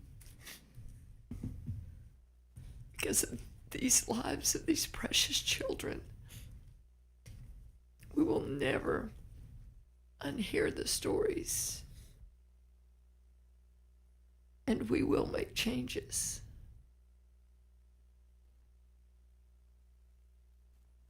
Or Lacy,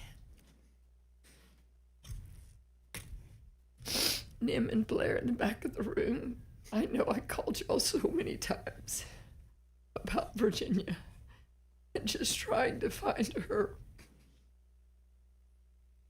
And we made some changes along the way about how we were communicating with you. Chief Kidd, thank you for our very deep conversation about how we have to, communicate differently. We were maybe letting some things happen on the local level that the state took over. Thank y'all. And I agree. We cannot stop looking for Seal.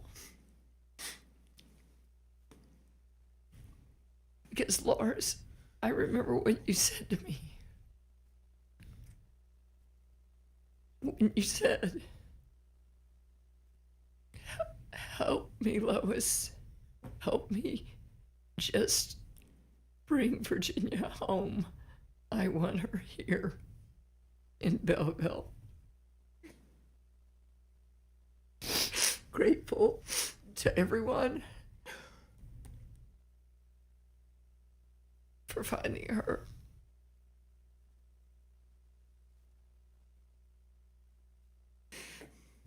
Thank you, all of you, for telling your story. Thank you. Because as Senator Bittencourt said, we will carry this forward. And you're right. I wrote down those quotes. Lacy, meaningful safeguards, but enforceable safeguards. Senator Perry, I think we're getting there.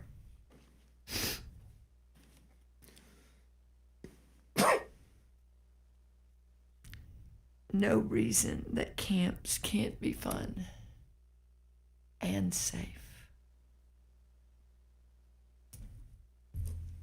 Thank you all. Thank you, Senator. Thank you.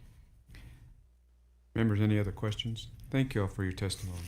Thank you. Sharing that with us. At this time, we'll call up panel 4.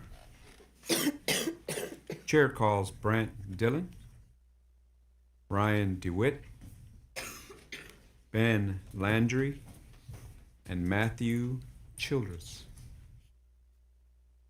Brant Dillon, Ryan DeWitt, Ben Landry, and Matthew Childress.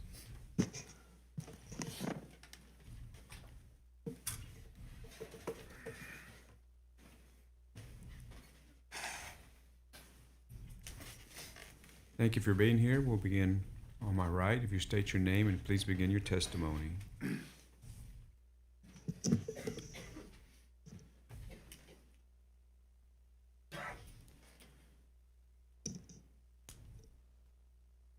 My name is Brant Dillon. I'm the father of Lucy Dillon from Houston, Texas. Thank you, committee chairman, committee members, for allowing me to be here today to share a small part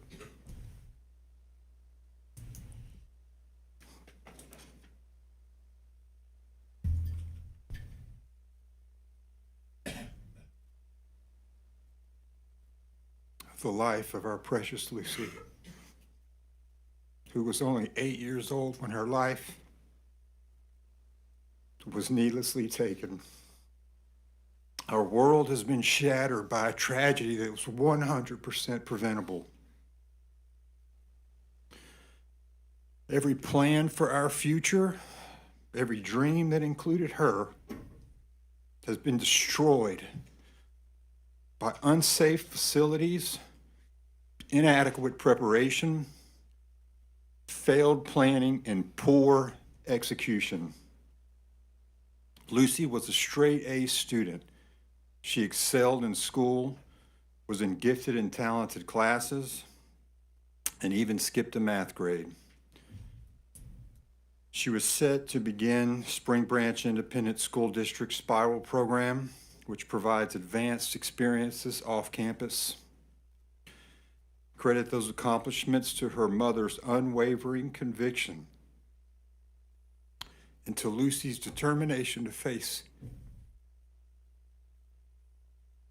any challenge. This setting today would have been child's play for her.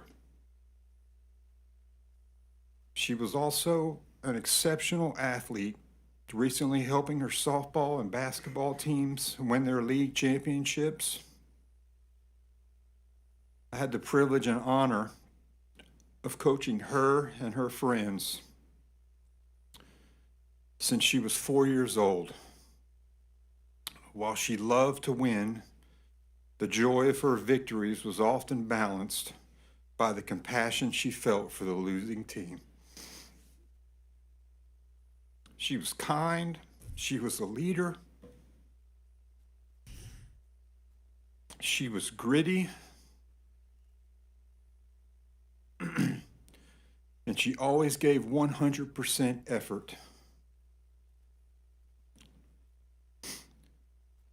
Her younger sister, Charlie, was not a very good sleeper, and the way the responsibilities of the house took shape, I put Lucy down 9 out of every 10 nights for her whole life.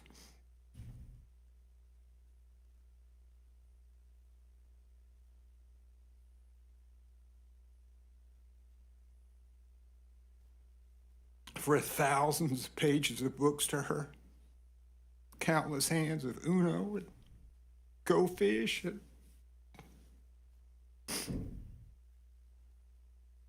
She was my best friend.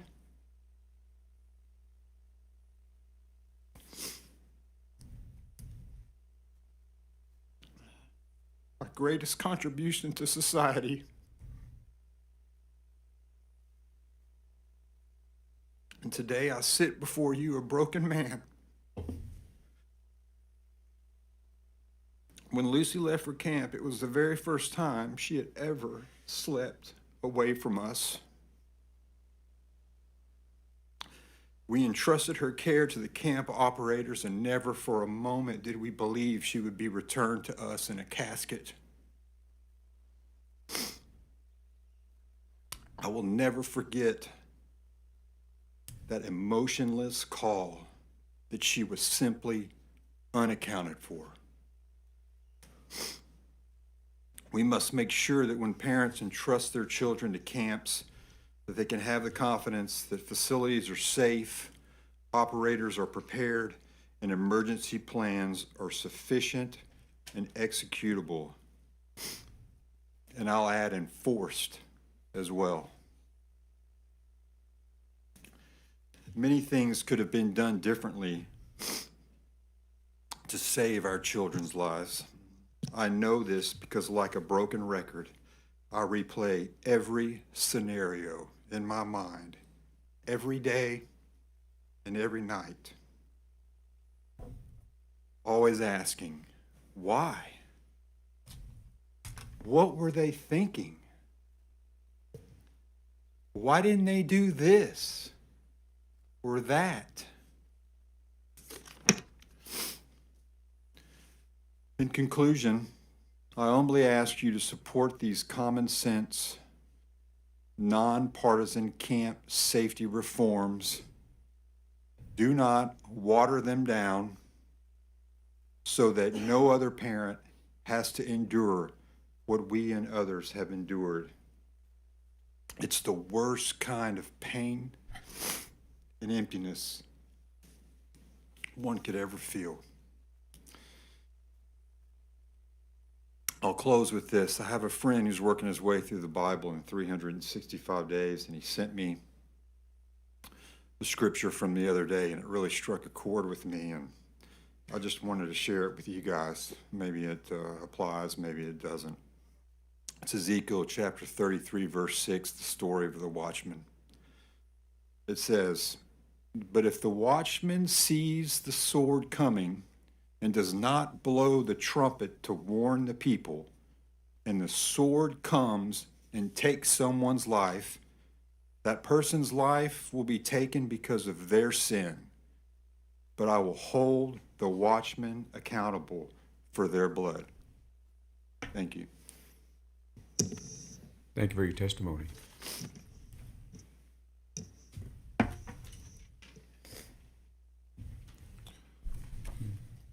Good morning, Chairman Perry and members of the Senate Select Committee on Disaster Preparedness and Flooding. Thank you for allowing us to speak our hearts and minds today. As you've seen over the last couple of hours, this is impossibly difficult for this group to get up and do. We're doing it for our daughters, but it is not lost on us how difficult this is for you as well to hear this, knowing that you are parents and grandparents. We recognize how valuable your time is and are humbled by your willingness to share it with us today. My name is Ryan DeWitt, father of Molly Claire DeWitt.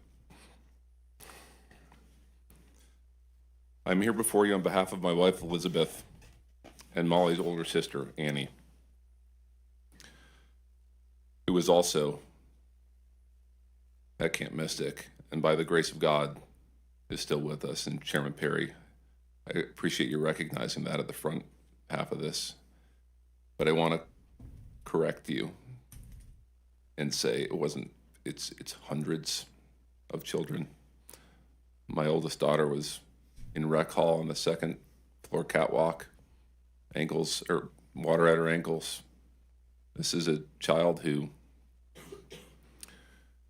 has been through the ringer with weather events prior to this, was in therapy for them for a year. And I feel compelled to share with this group that in the terror of that night, when she was on the catwalk with 100+ other girls, Annie, Molly's older sister, who was terrified of weather, found it within herself to lead her cabin in song and prayer in the face of what just months prior would have brought her to her knees. And I feel compelled to say that because my pride for my oldest daughter, Annie, is immeasurable. She's stronger than my wife or I. And I know she's going to watch this, and I want her to hear that out loud from her dad. Molly is one of the precious lives lost during the July 4th flood, along with her 26 newly minted sisters who had formed an inseparable bond in just a week's time. Molly was and still is a bright light in this often broken world. She embodied so many amazing qualities despite her brief 9 years on Earth. She squeezed more into 9 years than many do into 90. Saying Molly was larger than life is no exaggeration. She was a humble little girl, so these next several bits would make her cringe, but I know she'll forgive me. Molly's relentless curiosity led to questions at all hours of the day and night, many of which I had never pondered as an adult. but probably should have. She wanted to know how and why the world worked the way it did. Some of it fascinated her, and some of it devastated her. She educated our family through her thought process. Her compassion was overflowing, always looking outside her circle of friends to see who else she could include, who might not have as many friends. She was drawn to those on the margins, the homeless, refugees displaced by war, children with disabilities. She said to me one night in bed, "Dad, it hurts my heart to see people hurt." I have replayed that moment so many times over the last 7 weeks. Her generosity followed her compassion, often coming home from school and asking if we could buy things on Amazon for students that couldn't afford what we could. She would get very upset with me for not emptying my entire wallet for every homeless person we encountered.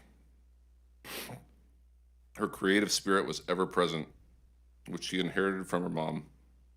She planned to take over Elizabeth's interior design business when she got older, while running a taco shop on the side to appease Dad's career in the food industry. Her conviction was unwavering. What others thought and felt mattered deeply to Molly, but did not necessarily drive her decisions.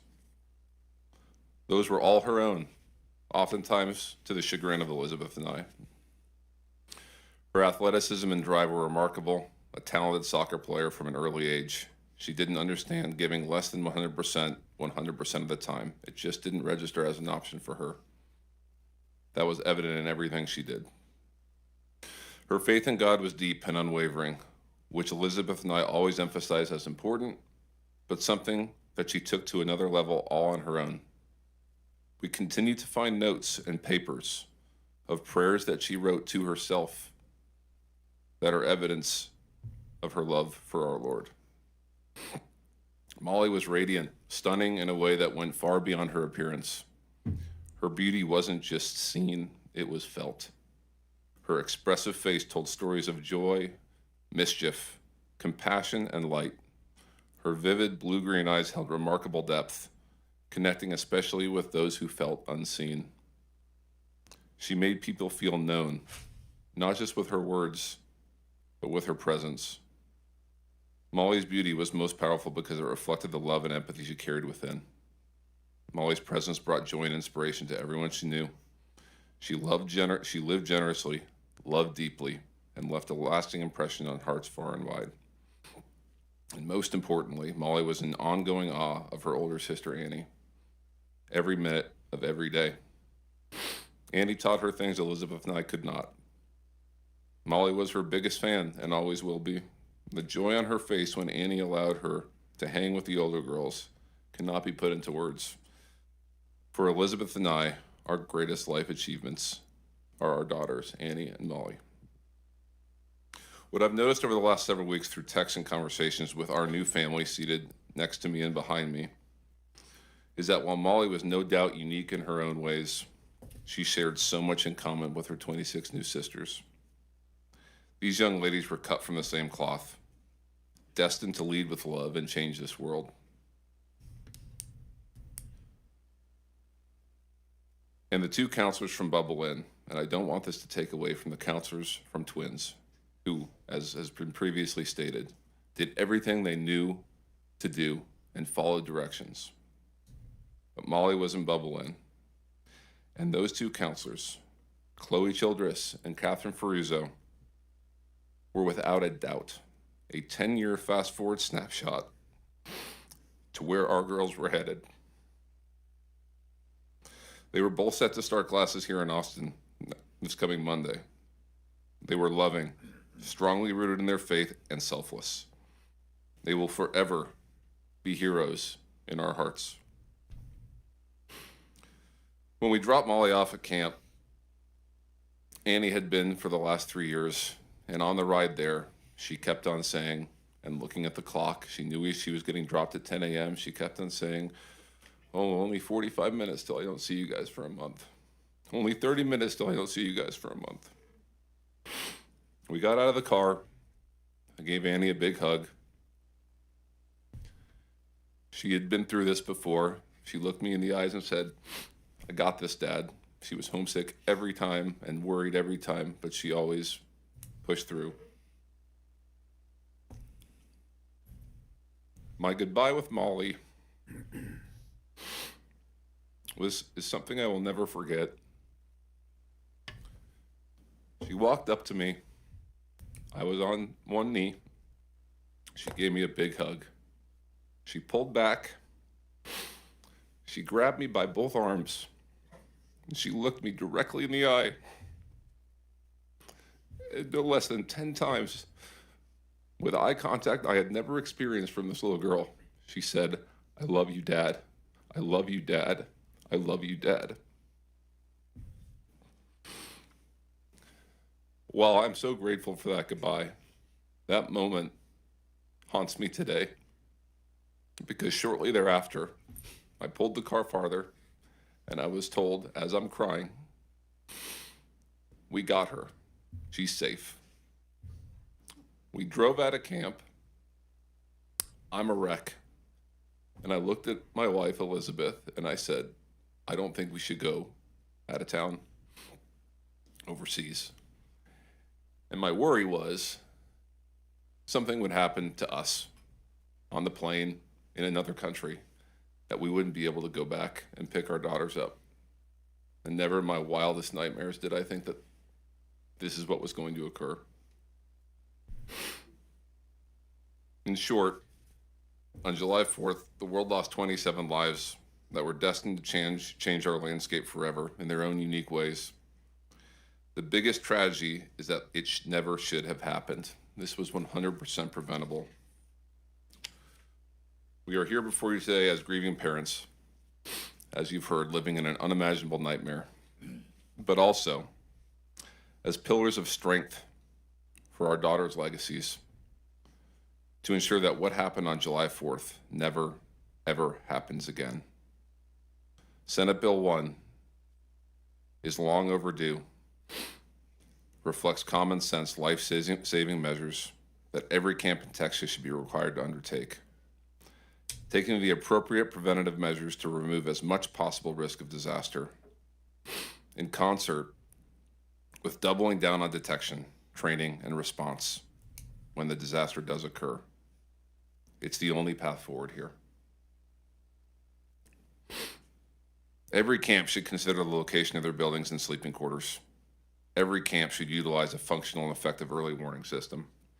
Every camp should have a detailed evac plan that is documented and run through, both in and out of camp session. Every camp should have an adequate adult to camper ratio.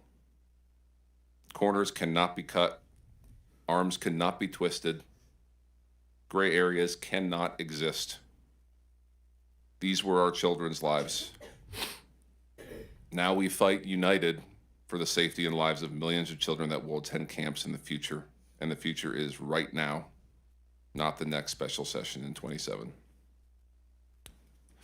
And I recognize as I look at the 9 of you that this message is not directed at you, but I know this is public testimony. And I'd like to say, for those that may dare to oppose the fundamental principles of this bill, I'd ask that you envision stating your case in front of our 27 daughters.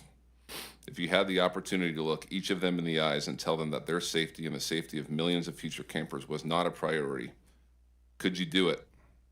We cannot answer that question for you.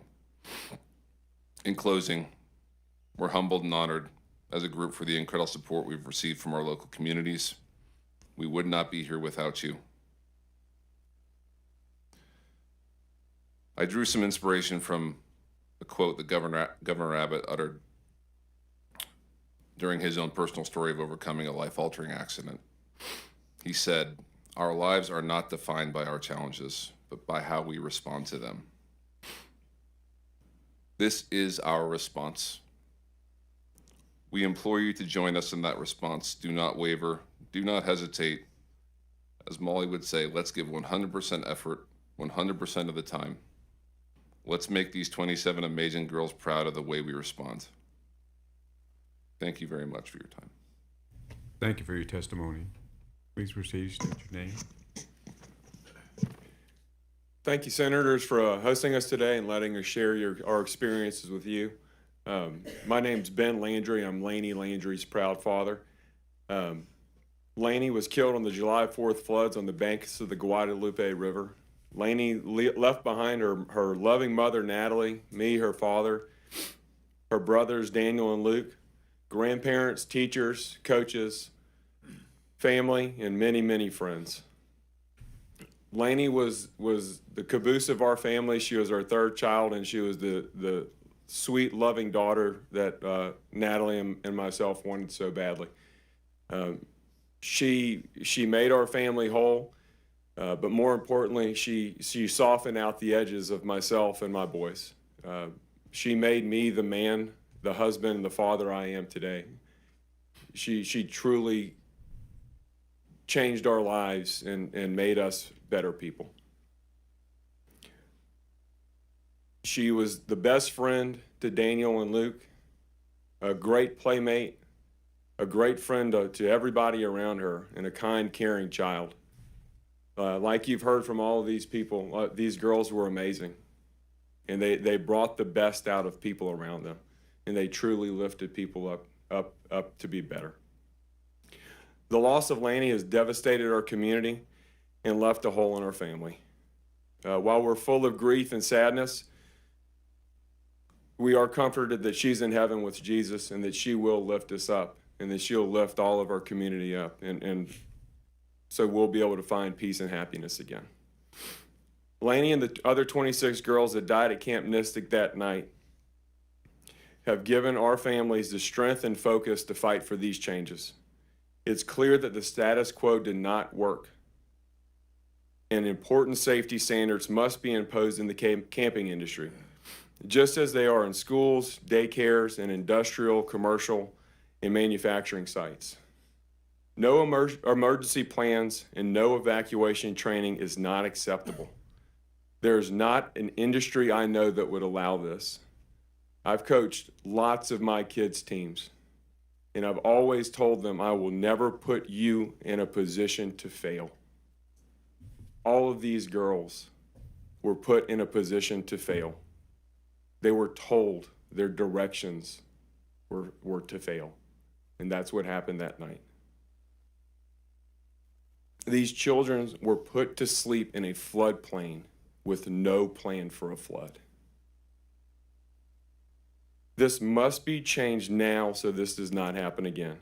This is an event that was preventable and was caused by years of neglect, ego, and complacency. Never again should these words be used to describe the children's camps in Texas. Our families are welded together in this awful event. We are not here to ask that you take our grief away. The grief represents the everlasting love that we have for our girls. We are asking that you pass this legislation to give us the comfort and hope that this does not happen to another family. They did not, so they don't have to deal with and live through this grief and pain. I want to thank you all for having us today and working to pass this legislation. And I want to give a special thanks to the Texas communities and communities all across the country that have supported us and prayed for us. In particular, I want to thank the St. Michael's and St. Teresa church and school communities in Houston, the SBMSA and Post Oak families, and all the close families and friends that have loved and cared for us. In particular, I want to, even more detailed, I want to thank the families, the 26 other families here who have all lifted each other up, have supported and cried together and helped each other and to get through this time. Like our daughters, your kindness will not be forgotten. Senators, we ask you to pass this bill to make sure that this doesn't happen again. And we also ask for your commitment to make sure that the full resources of the state of Texas are committed to finding Seal Stewart and to bring her home to her family. Thank you all for your time. God bless you. Thank you for your testimony.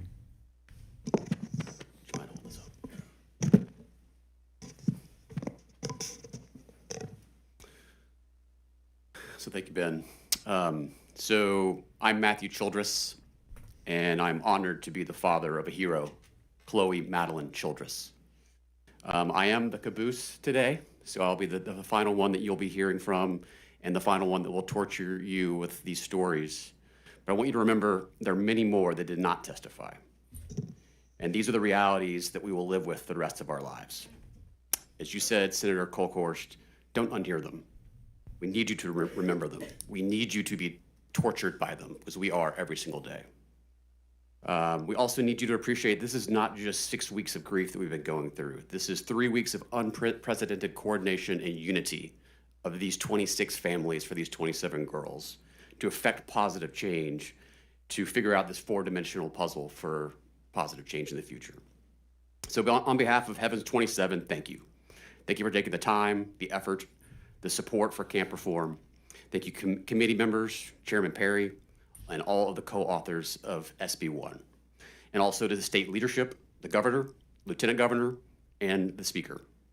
And I also want to thank the camps that have been reaching out for meaningful change and alignment. That's meant very, very much. And I also am very sorry, and I want to offer all of my condolences to all those others that lost their lives, not just at Mystic, but this horrific accident, all 138, plus the continued support for the search for SEAL. So this is my daughter. Let's make sure it's up. Is it up? Yeah, this is my daughter, Chloe. Chloe was 18 when she was killed. This is a grown woman. She is survived by her brother, Jack, 15, who started his sophomore year today at the Kincaid School in Houston, Texas. My wife, Wendy, wishes she could be here, but she wants to ensure he is launched into a normal school starting day and is there to support him for that. So one of my nicknames for Chloe was that she was my hero. For all that she had accomplished, I was so proud of the independent woman she had become and all that she had to come in the future. Not to mention she was just a better human than me. She was one of the counselors, along with Catherine Ferruzzo, in the bubble and cabin where all lives were lost. As others have testified, we tried our best to not think about the horror, the terror, and the fear that happened in that cabin that night.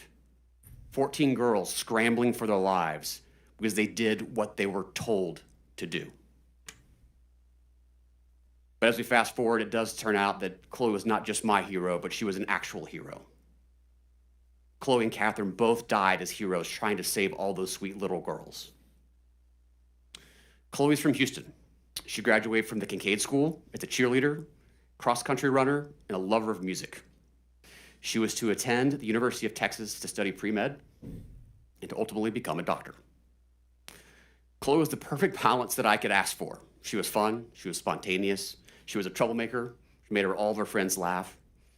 But she was also smart and studious and driven. And because of this, I called her the machine. She was also a rule follower. As her father, this is what I taught her. I taught her manners. I taught her respect. I taught her to obey orders and authority. She did what I told her. She followed directions of the authorities. And that is what killed her. Last Thursday, instead of moving my daughter into Hardin House, about a mile from here, to start her freshman year, I was at the state capitol with 25 other grieving families that had lost their daughters. We were there to plead with state leaders, asking them to take action so this tragedy would not happen to anyone else in the future. So there are over 1,000 camps operating in the state of Texas with deep history, roots, and impact across the social fabric of our state. As a boy, I attended camp in Hunt. The women in my family are 3 generations of Camp Mystic. I spent my youth picking up my sister at Mystic, staying at the River Inn, and begging to stop at the Hunt store on the way out for a burger. These are places that create lifelong memories and friends that folks will have for the rest of their lives. These are places that should live on and should be cherished and enjoyed for generations to come. The change we are asking for is to provide protection measures to ensure that camps can survive. So the changes we are asking for are very common sense, logical, nonpartisan ideas for camp safety. These are positive, forward-looking changes to ensure a continued flow of new kids into these camps for years to come and giving the parents the assurances that they need. So first, Prevention. No child should sleep in a floodplain. Daycare and schools already have sitting laws that prohibit such dangers. I do support the exemptions or exceptions for lake-bound camps that Chairman Perry spoke about earlier. I am from Houston. I know what it means to live in homes in the floodplain. I've lived through Allison, through Ike, through Rita, through Harvey, and countless other storms. And as I tell many people, it's not a question of if a Category 5 hurricane will hit Houston. It's just a question of when. When you look at the Central Texas storms, they have happened before. These storms will happen again. And anyone telling you otherwise is fooling themselves. Second, detection. Simple flood and weather alert systems with backup communications would have saved lives. Third, training. The official plans at most camps are to stay in place. The girls who died here were the ones that followed that plan. Training should prepare staff and campers to act, not to wait in danger. And then finally, response. There needs to be better coordination with local first responders because in an emergency, confusion kills, and we saw that on July 4th. These are basic protections that all parents should expect when they entrust their child to a camp. They are not costly, and camps have simply been exempt. That exemption has now cost lives. So we need to, from a timing perspective, we need to make these immediate changes in this special session with everyone's support because people are already enrolling their children for summer camp next summer in 2026. But we are also here to remind all of you that we are here for the long haul. We have to live with all this for the rest of our lives. I plan to make it my second job so that no other parent has to go through this type of pain. As we look towards other meaningful reforms across the spectrum in future years, in future sessions, hopefully you'll see me again in the future. Again, pressing for common sense, nonpartisan reforms that everyone can support. People ask me every day how I'm doing. I tell them the truth. And for the record, I tell them, this sucks. This pain is unbearable. Chloe was killed following the manners that I taught her. I lost my firstborn, my machine, my running buddy, and my hero. And for this group of Heavens 27, I am overwhelmed by the unity that the 26 families have had. This all came together in less than 3 weeks, and we have to see this through. There's nothing we can do to bring our daughters back, but we can honor them by ensuring their deaths lead to meaningful change. For now, the time is to act and support SB 1. For my hero, Chloe Madeline Childress, the rest of Heavens 27, and for the millions of campers and parents in the future, so this does not happen again. Thank you all for your support. Senator Betancourt. Thank you, Mr. Chairman. Gentlemen, I just want to tell you, your testimony is absolutely 100% correct. There is a lot of grief in this room, but there's also anger. You know, I have to suppress it now because I feel what could have occurred and what didn't. But I also know that there's 1,100 camps out there and many of them do it the right way. This camp was horrifically wrong. The instructions to Chloe were horrifically wrong. And that's where that anger comes in. I have to portray my Irish Catholic, or betray it, I guess, to keep from reacting to it, because I feel it too. And you don't have to worry about, a couple of you mentioned bipartisan.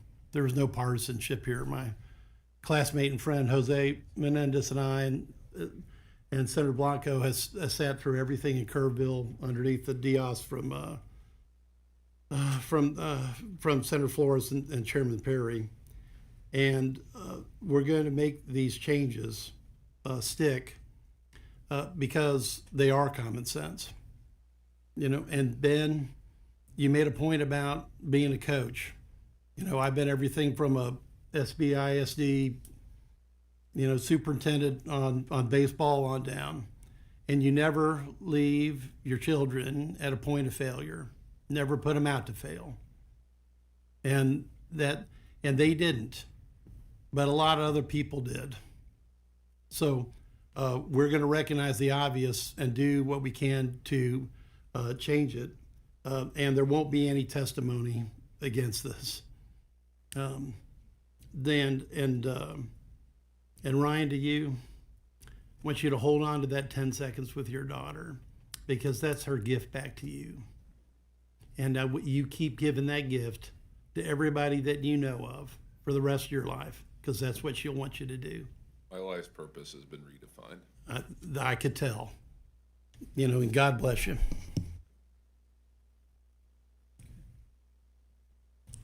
Thank you for your testimony, and we appreciate you being here.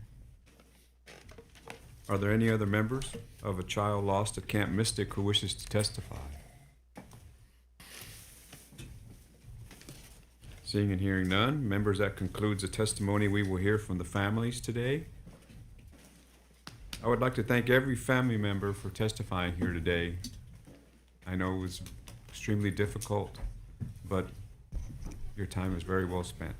Members, just kind of an FYI, this was seventh time for a lot of these families to have this conversation, both with members and legislatures and other groups. So I can only imagine how you relive it that 7 times. So I do appreciate you be willing to tell the story. All right. At this time, the chair calls up our final panel, which includes a resource witness from the Department of State Health Services and some camp operators. The chair calls Adam Buck from the Department of State Health Services. Adam Buck. John Robertson from Camp Longhorn. John Robertson. Scott Fineski from Camp La Junta. And Randall Daly, Texas Association of Campground Owners. You come forward, please. Mr. Chair, I have kind of a comment. It's not meant to. Senator Perry. I looked down the list of those that are testifying from the camp groups, and I'm not going to tell you how to register, but I would suggest that an ON is not supporting a bill. So you better get ready for some hard questions for an on the bill. That is really not, I think, going to be well received. So you can choose to register that way. You can choose to register against it or for it. But I think members are going to want to know why you can't support common sense legislation. So that's y'all's call, y'all's prerogative, and y'all's privilege, and I'm not going to beat you up with it. I can't say the same for every member on this legislative panel. So as you go through this, if you want to make your change, it's a good time to state on the front end that I have switched it from on to support. If you choose not to, the members will do what the members need to do. I appreciate that. Thank you, Mr. Chairman. I'll begin on my right. If you state your name, who you represent, and your position on the bill, and proceed. My name is Randall Daly, and I'm representing the Texas Association of Campground Owners and myself as a campground owner, and we are for this bill, and we support this bill and happy to help in any way that we can, and thank you very much for your work on this bill. My name is Scott Fineski, and I'm testifying on behalf of Camp La Junta and in support of Senate Bill 1. Thank you. And John Robertson from Camp Longhorn. Again, as my compadres here say, we support this legislation. You're currently registered as on, so you want us to change that you support? That is correct. We wish to change the registration from on to in support. Yes, please. Thank you. So noted. Chairman Perry, members of the committee, I'm Adam Boog. I am the Associate Deputy Commissioner for the Consumer Protection Division of the Department of State Health Services. I'm here to provide some information about our youth camp licensing and inspection program. Senator Perry. So questions for dishes just specifically. First of all, I'm going to kind of give you a lifeline here. So I want your colleagues in dishes to take heed here today. We are asking dishes to step up, step out, and do more things than they've been asked to do. I sit on finance. I'm not naive to assume you're going to get this done today with existing resource. Yes, sir. So before we get out of this building in the next week, It is absolutely, and I cannot stress this enough because I do this with every agency, and very seldom do agencies take advantage. Within reason, I want an inventory of personnel needed to implement, enforce, and inspect before next camping season, and I remind you that starts before the next session. Yes, sir. So I need a very detailed map of what is available today and what you will need to make sure these provisions are implemented and inspected. And that is on y'all, because I don't live in your world, but I also recognize not all of this is free. So take that to heart, and I hope your folks are listening. And I would expect that information to be available before we leave this week, because we have a protocol on how we get hearings done. So please take that to heart. Secondly, specifically, and we're not going to relive history and whys and why nots forever, but I want to clearly understand what is supposed to be being done today. My understanding is Camp Mystic passed with a 100% rating 2 days prior to. So what was being inspected at these camps today? What was supposed to be that wasn't? So give us kind of a general framework and then hone in on how can a facility 2 days before an event like this be a 100% rating? It may be on the legislature that we did not give you the prescripts necessary to force the inspections as they were, but we're fixing that today. But give us, as a members, and I'm sure there'll be other questions, but I want you to make sure that I will put it this way. If another event happens after April of 26, and I hear the word, we didn't have the manpower, the resources to do it, as someone said earlier about watchmen, it is incumbent upon us to accept the role as watchmen, but when we implement it, that role transfers to y'all. Thank you. Yes, sir. Thank you. Senator Kokhorst. Give us the big umbrella. Okay. Thank you, Chairman Perry. First of all, I want to say that we do have a cost estimate based on the initial SB1, and we will modify that based on your modifications that you announced this morning. DSHS. I wanted to say before you got started to your, thank you for recognizing me. Before we get started, and that estimate is important. Mm-hmm. And I know that there would be, there is an ability to do an RTE, a request to exceed. I'm not sure how the Lieutenant Governor and Senator Huffman want to do this, whether it's included and domiciled within SB, I think it is now 5, or again, we're on a 30-day timeline, but we get RTEs from y'all all the time, not just dishes, but agencies. And so this would be something that could fit in there, I do believe, on an RTE. But it needs to be, as Senator Perry said, I would use the word robust, complete. Okay? For sure. Yes, Thank you. Thank you. Any other things, Senator Perry? Members, any questions for the panel? So I want dishes to go through existing framework. I don't want to rehash what we didn't get done specifically, but I think people need to answer that question, how 100% inspection was created, if it was because we didn't require what we should have required, or if it's required it, but it became complacent, if it's just kind of check the box routine stuff. So share with us what you can share about existing and what this next level will be. Yes, sir. Health and Safety Code 141 has 15 standards that is broken down currently in section 141.0025.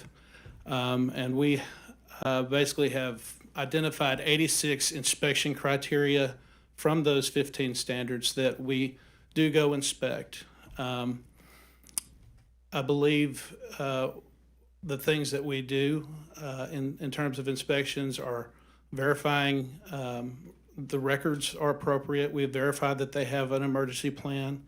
Our staff, we aren't the organization that approves those emergency plans, but we do verify that they meet certain criteria, such as, to be implemented in the case of a disaster, serious accident, epidemic, or fatality.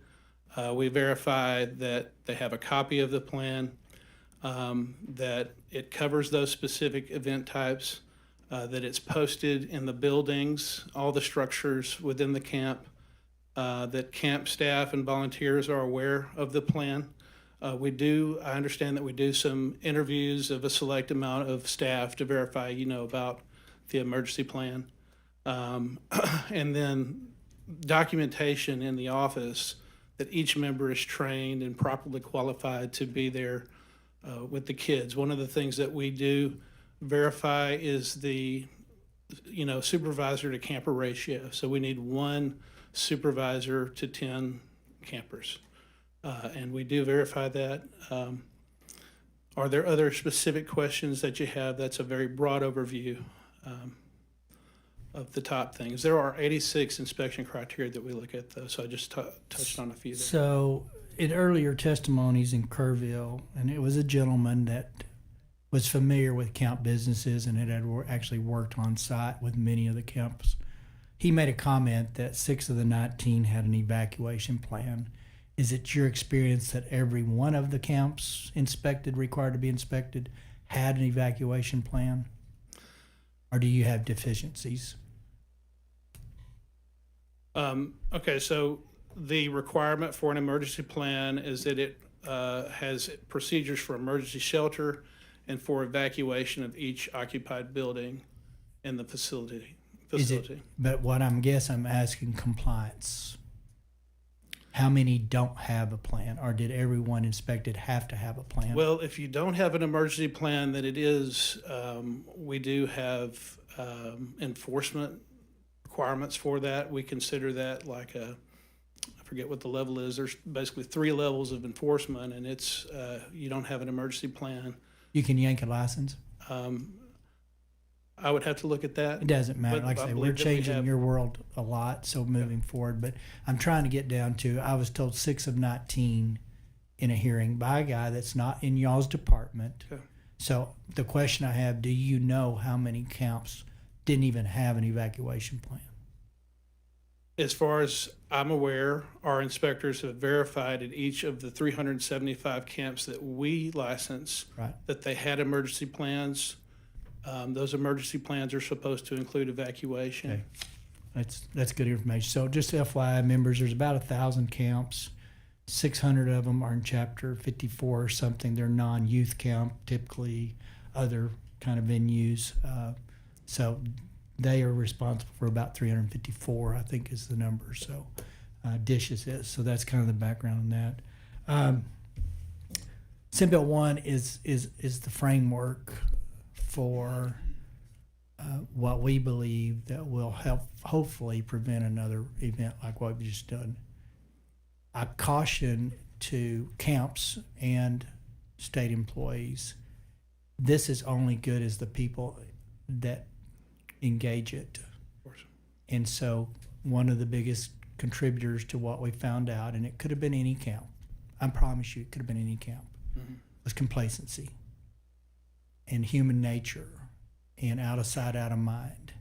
And 4 years from now, when this event unfortunately fades into, where only those personally affected remember it, there's a good chance that if inspectors are not extremely diligent in pursuit of making sure this stuff is followed through, we wind up with a new event regardless of what the bill says.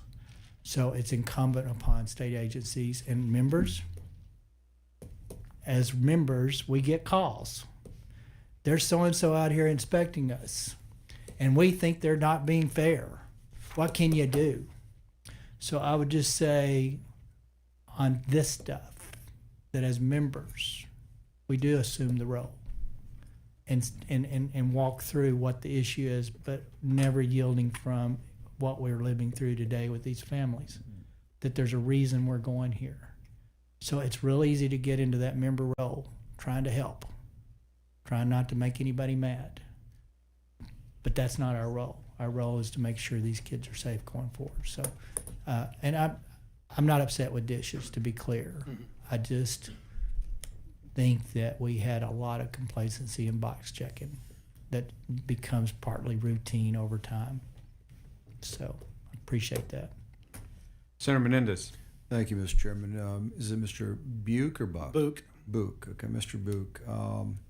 I see you mentioned you testified that you licensed 375 camps.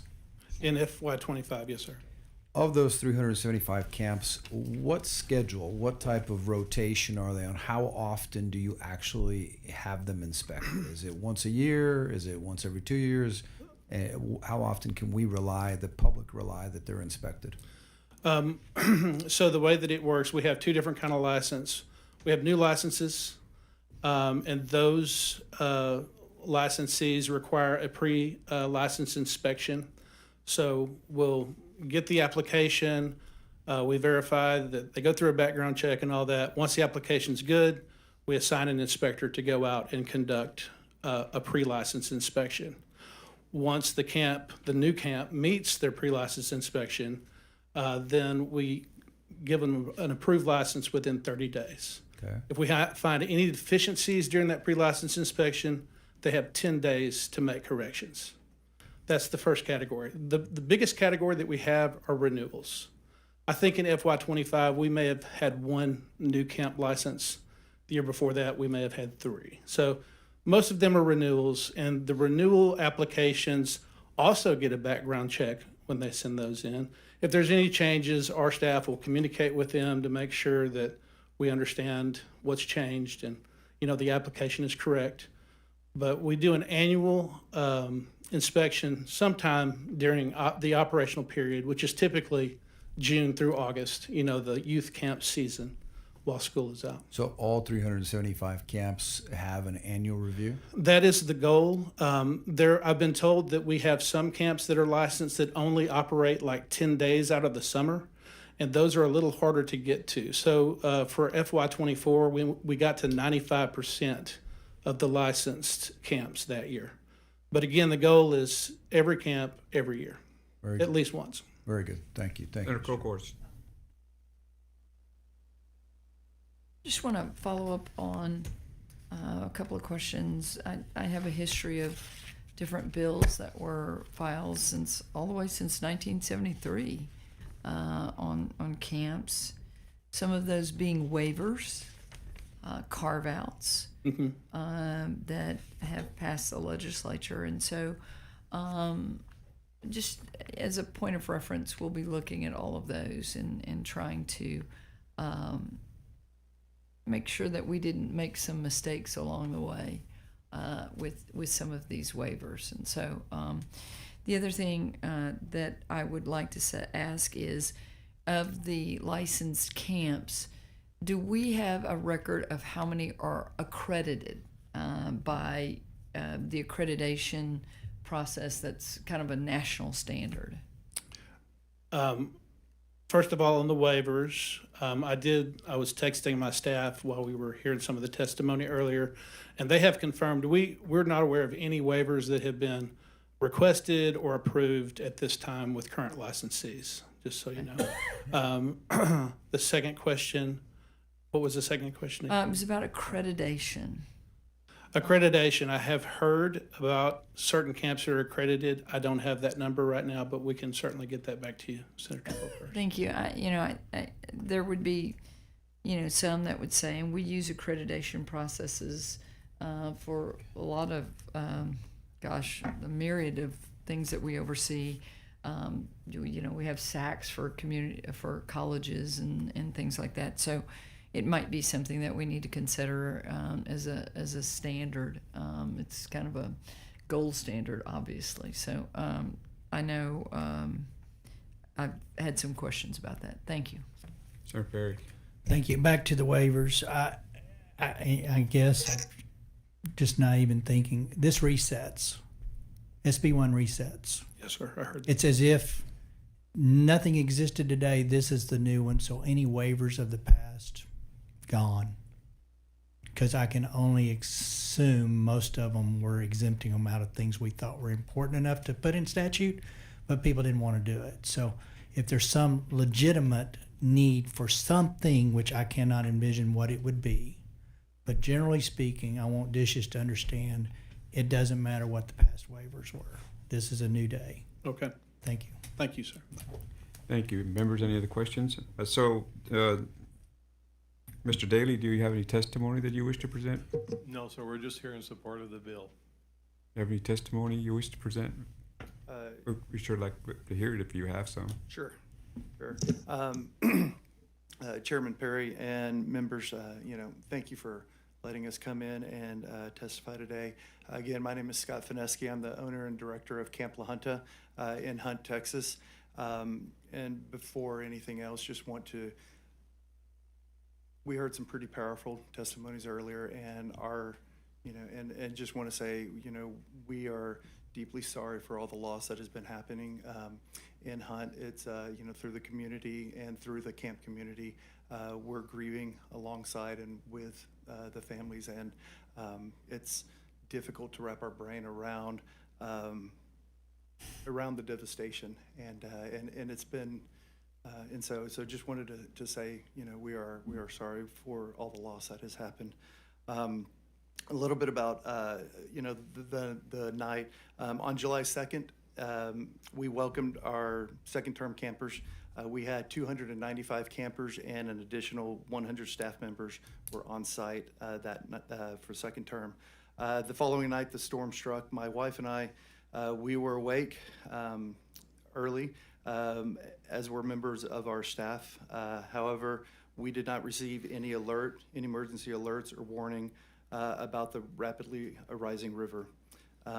We first were indicated or found out something was happening when my wife was looking out the front window and saw a dining hall table floating across the athletic fields. And she looked at me and said, "I just saw a dining hall table."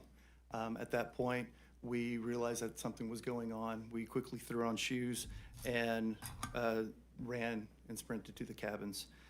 We opened doors and woke the counselors and told them count heads and head to the maintenance road. That maintenance road is a high spot on our camp, and it's a spot that's familiar to everybody, and that's our meeting spot. The counselors, they did an amazing job in getting the kids awake and getting them out quickly of the cabins. One cabin complex began taking water on quickly, and we could not immediately reach it. I used flashlights, passed them out to the counselors, and we lit up the cabin the best that we could. There was no power at the time, and we instructed the counselors to move their campers to the rafters in the building. The rafters are accessible via bunk beds, so that, and so that was, that was a very doable, very understanding thing for them. While my wife was on the phone with 911 at that point. At this time, the rest of the camp was safely located at higher grounds with their counselors. Once the waters slowed to a manageable level, I accessed the cabin complex, and climbed to the rafters with the kids and said, "I know we're scared, but we're brave, we're strong, and we're going to be safe." At that point, we set up a landing spot for the kids and helped them get out of the rafters, and I started evacuating the kids out of the rafters, carrying them across what was our sidewalk, but now had fast water, or had at that point water coming across it.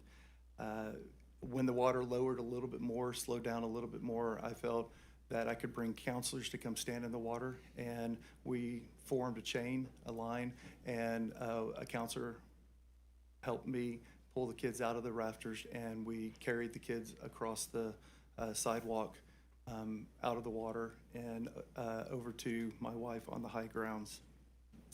In addition, we had one smaller cabin that housed 4 of our counselors. It was swept off of its foundation, and it floated about 25 yards away from where it was originally located, and it was stopped by a tree that was along the path. Once it stopped, I was able to reach out to the counselors and get them out safely and up onto dry land. Sometime in the morning after sunrise, we received a phone call from local authorities to confirm the status of our situations. I let them know that we were all safe and accounted for, but we had no water, we had no food, and we had no electricity. They said they would not be able to help us at that time. And the way that we were able to secure water and food for our campers was that we had a family member who was able to get a private helicopter to fly in and give us some food and give us some water for the kids. Throughout the day, we had our kids staged in the high cabins that were untouched by the waters, and my wife and I, we were calling everybody that we could to try to figure out how we were going to be able to get out of camp. We did not receive any help in that way. My wife called the superintendent of Kerrville ISD and said, "We need buses." He said, "Give me an hour and a half." And he sent school buses out, and when in communication with the local fire chief in Hunt, we determined when the water was going to be low enough that the low water crossings were going to be passable, and he had buses waiting, and when they opened up the bridges, they were one of the first vehicles to get across. They came into camp, and after head checks and making sure that we had everybody, campers and counselors alike, on those buses, they left and they went into the staging area in town, and we had already been communicating with parents where that was going to be and when they needed to arrive at that location. And that was about 6:30 that night that we finally were able to evacuate camp. In the history of Camp La Junta, we've never witnessed flooding at this level. The river exceeded our previous high water mark, by a large amount. And while we cannot go back in history, while we cannot go and change what happened in the events, we're committed at Camp La Junta, and a lot of the camps in the Hill Country are committed to moving forward and continuing to, provide camping programs in a better, stronger, safer way than previous. And with SB1, we feel that this is going to help us out. And so, thank you guys for your diligent and quick work on this. Senator Perry. I just want to say, you're one of the ones that we had this conversation. You call it blessed, and it is truly blessed that your wife got up and saw something at that point. But here's the thing I would tell you. You were decisive. And although it may not have fit the wheelhouse of SB1, you had a plan. You knew what maintenance road meant, and so did all your folks. So on that account, I appreciate the fact that you were there as the owner, first of all, kind of in the mix, right? But you also responded with decisive action because you had made sure everybody knew what maintenance road meant. Just something as simple as, here's what you do. When you hear it, you head to the higher ground. So on that front, you're to be recommended, but mainly appreciated for that. You had the vision and the wherewithal to know we need to be prepared. So, but I thank you for that. Senator Betancourt. Thank you, Mr. Chairman. I think Senator Perry's done a great job pulling this bill together with help from Senator Colcorst and other members of the committee. I just want to go back, including the flood warning siren bill. Gentlemen, is there anything we're missing at this point? I mean, we're moving it, as Senator Perry said, warp speed to get this done, which is what we need to do. I just want to make sure we're not missing anything obvious. And I do commend you for making that decisive change. The chairman is right. Big difference, because you saved lives. Other people made a mistake. Other people tried to go out and have their lawn equipment evacuated to higher ground before they evacuated the kids. And I'm so angry about that. I have to contain that every time I hear this story. Okay. So, but you didn't, and that you're to be commended of, because you saved that crew. You did. Now everybody helped, but you made that fundamental decision. And I just want to make sure while we have a chance, if we're missing anything else, because the other camps, a lot of them did the right thing. And this bill is not to punish the camps that did something good, but to collect the best practices that we all do it right in the future. Gentlemen, sorry, Mr. Chairman. You'd like to respond? The only thing that I'll say is I neither my wife nor I, and anybody on Camp La Junta grounds, we're hooked up and connected to alert warnings, and we did not receive a warning that morning. And even though you're hooked up, you didn't receive it, so you didn't get a National Weather Service, or we use phones, and so our apps, and so we at that point we did have cellular, and so we did have. So we were connected. We were able to place phone calls. My wife was on the phone with 911 on camp at that point, but we did not receive any alerts. Well, there was a preposterous failure for Kerr County not releasing their own warning on top of everything else. Still, already the flood system had already gone to maximum, torrent. So, all right, thank you, Senator Kokors. Thank you, Senator Bencourt. Local leadership matters. Does. So, Mr. Fineski, I have to ask this question. When you saw a picnic table floating, could you give me, point of reference, a time? I can't give an exact time, and just so you understand, it was not a picnic table. It was a dining hall table. So our dining hall walls came down. And so we had what ended up a house from upriver came and landed and ended up in our kitchen. And so that's what broke through our walls. And so you have no idea what time that was. I know it was after 3 o'clock, and it was before 4 o'clock is when we saw that. We ran out and started the evacuation. I want to say around 4:10, 4:15 is when we left the house, roughly. But looking at my phone and looking, we determined that just by the first calls to 911, really, and just kind of guessing from that time period. So, and I think this is really important in coordination with all the other bills and what we heard. So, Chief Kidd in the back of the room, I'm going to go with your timeline. It's not off by 2 or 4 minutes with Senator Perry, the video that you played in our first hearing. But 1:14 a.m. first warning in Ingram and Hunt. That is a warning. Now, under Senate Bill 1, at that point, you would be evacuating to higher ground. It was 4:23 that the emergency warning went out. In my estimation, it's late. And I've really focused in on, during our hearings, and Senator Perry, excellent panel of meteorologists who have talked about better instrumentation, and this is for decades, between Del Rio and Brownsville, it's 780 miles roughly, that we don't have a weather station, that maybe we should have one in between, and then the instrumentation. So at 1:14 a.m., I have to ask this question.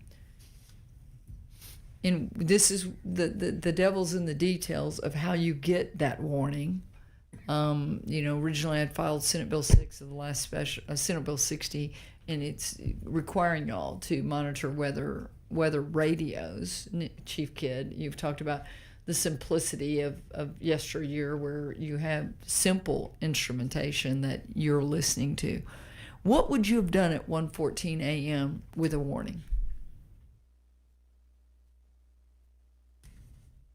And this is for us to better understand Flash Flood Alley. Different than Camp Longhorn. Right. Different geography. And that's really important to understand Flash Flood Alley and the geography, which higher ground, I don't know if at La Junta it's available. It certainly is at Mystic. So what would you have done just for us to understand the implementation of these bills that we're working on? First of all, I would have, we would have talked to our security guard. We do have an active security guard at night. Even with the security guard, there was, failure in that point that we spoke with them during the night, and there was no warning of rising waters or anything like that coming into camp. If I had received a warning at 1:14 in the morning, I would have gone down. We would have looked at materials. We would have looked at equipment to see what was on the floodplain.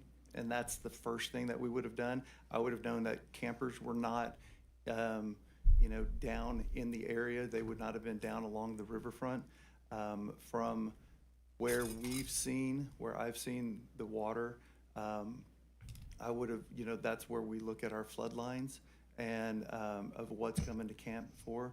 And so I would have, started there, and we would have made sure that our security guard knew about the warning and would have continued to. Would you have evacuated children that are sleeping in a floodplain?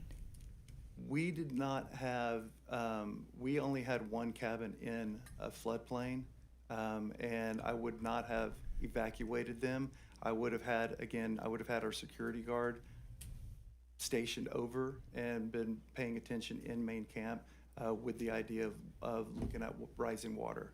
But I would not have evacuated them immediately at 1:14 in the morning, no. Hindsight's 20/20. Right. It's very clear. Exactly. What would you do today? We would definitely evacuate. I mean, definitely I would have,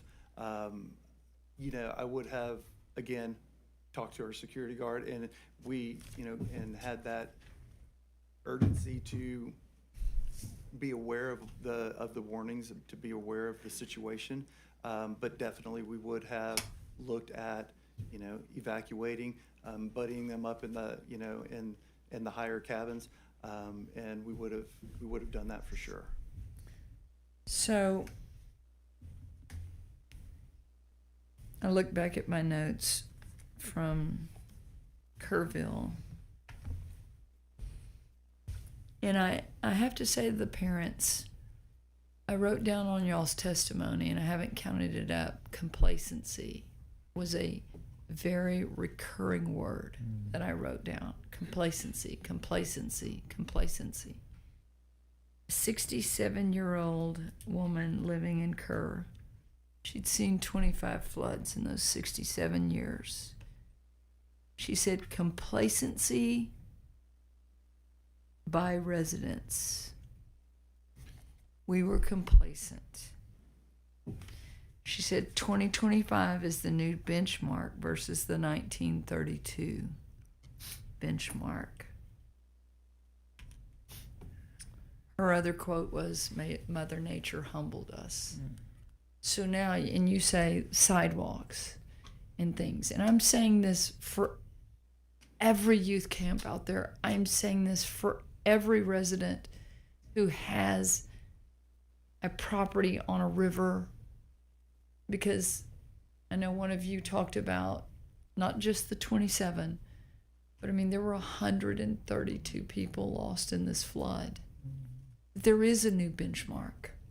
The older gentleman, Chairman Perry, that testified, who his family had a cabin, his wife's family had a cabin since 1930. He's a mile down from Mystic. He's near you. And he said, 1930, we'd never seen water anywhere near her family's cabin. And something woke him up at about 2:40 a.m.-ish, 2:40. And he said he looked out and he said, oh my gosh, we got to get out of here. Wakes his wife up and you remember this, Senator Menendez? Mm-hmm. Right. And his wife's friend, and says, we've got to get out of here. And when he stepped out of the back door, he said, I stood in water, and he said, we can't get out. And they climbed up in a tree, and the water got to his waist. And he said, this is probably it. And at that point, it just barely started to recede. So this is a new watermark, right? Right. What will you do, and what changes will you make? Well, I mean, for sure, the emergency planning, when we look at Pull that microphone a little closer, because I think it's important for all camps and for all campgrounds. Senator Perry, you created a new chapter in the Health and Safety Code, and under a new section, I think it was 700 and something, for campgrounds. I mean, like not youth camps, campgrounds. What would you do differently now? What changes are you going to make? So the first ones are going to be obviously the emergency evacuation plan. I mean, the way we deal with floods, because like you said, we now have a new benchmark. We know what can and will happen, and so we are going to, as an organization, we're going to make sure that we write that down. We do train on our emergency action plan, and so we will continue to do that. We do have and we will and we train our kids on the emergency plan as well. On our first night, that's part of our opening night meetings, that the counselors draw attention to that plan. We address it as a camp. We do that, and the activity counselors are trained on that, because our emergency plan is not just a one size fits all, because some kids will be on one side of the property while while kids are on the other side of the property. So what they know from the cabin is not what they know when they're in canoeing class or something like that. And so we will continue to train, and we're going to be more diligent and just making sure that everybody truly knows our plans, and that is what we're looking at. So in following up what Senator Bentoncourt said, is, are we missing something? This is, and I want to say to everybody, this is just the bar. You can do more than what we put in statute. Don't do the least. Right. Do more. Right. And so my wife and I, we have already been asking ourselves, from the 6th. Well, the 6th we were still trying to figure out what happened. But, after that, we started asking ourselves those questions from a parent point of view of, what can we do better? How do we do this? How do we get camp back, better, stronger, and safer? And we kind of narrowed it down, and you guys have hit it with the communications. Communications is key for us. The idea that we can communicate to our counselors and without even leaving the cabin or without even leaving the house. So before even we leave, being able to communicate with them, it was important to us. And so we've been, pursuing that avenue to figure out what kind of communications we can have. We felt we had a great communication system, and it worked for many, many years. And now we found out redundancy is super important. And so we had talked about that, of making sure that we've got our systems, on redundancy, to where we will be able to have a backup power source. We'll be able to have a backup, opportunity to, whether it's, through our repeater walkie-talkie systems over the course of the PA systems, but being able to do that. But that communications is really important to us. Like I said, we had one cabin in the floodplain in the 100-year, and it was near the backside, but it was still there. And we'd already made the decision that cabin's going to be retired. It's not going to be there. And so that is, so as far as what you guys are missing, I think you have a great bill that's being proposed. And I think it will help make sure that everybody's on the same page. And, as far as camping goes, and it will help, it'll help, maintain camps and making sure that they're stronger and safer for many years to come. And I think that what's important, I heard from several parents writing it down, is that they don't want summer camps to go away. They just want them to be safe. Exactly. As Lacy said, safe and fun, but safe first. Be prepared. Be prepared. Mr. Chairman, point of clarification. On the answer, the question I'd asked to the emergency management coordinator was how many of the 19 camps had plans with him, and I think it was 6 that only had plans with him. It was 6 out of 19. Yes, and so I think, you know, I'm not sure how many, if they should have all had plans, but I think that SB1 makes that correction, because I do believe that the local emergency management coordinator, of which Chief Kidd were efforts we learn after every disaster. We're going to do more training and get better on the local level and the response teams and how that works. But those plans do need to be with the local emergency management coordinator so that they can heed these warnings. And again, flash flood alley and how this can happen. Complacency is just the word that I keep hearing. I've written it down so many times from your testimony. So thank you, Mr. Chairman. Senator Schwartner. Thank you, Mr. Chairman. Mr. Fineski, you mentioned several times, I think, that you did not get any warning regarding the flash flood. And we heard testimony that the flash flood warning is distributed, the National Weather Service, through the phone, and your phones were working. So can you tell us why it didn't come on your phone, or did it come on your phone? You had the notifications off for emergency? No. We have we've got a rule that you don't turn notifications off during camp. So we know all of the notifications are there. I have lightning apps, and my lightning apps were working fine, just letting me know that lightning strikes were, within. We've got it set for 20 miles radius around us. So my lightning apps were going off, and I knew that and that's one of the reasons why, we were awake, because it kept buzzing. You kept buzzing for lightning strikes within 20 miles. But no, I have no reason why that we did not receive any. The flash flood warning that went out at whatever 116 or 113. You did not receive that on your phone. I did no not. No other phone. Your wife's phone. My wife. I know camper, for a fact. My wife and I. Neither one of us received that. The other, my other program staff and assistant directors and everyone, all of them said that they did not receive it either. And y'all are all on the same network, We're all on the same network. Which is what? Well, we're all on the same network on camp. My assistant director's there. AT&T, Verizon.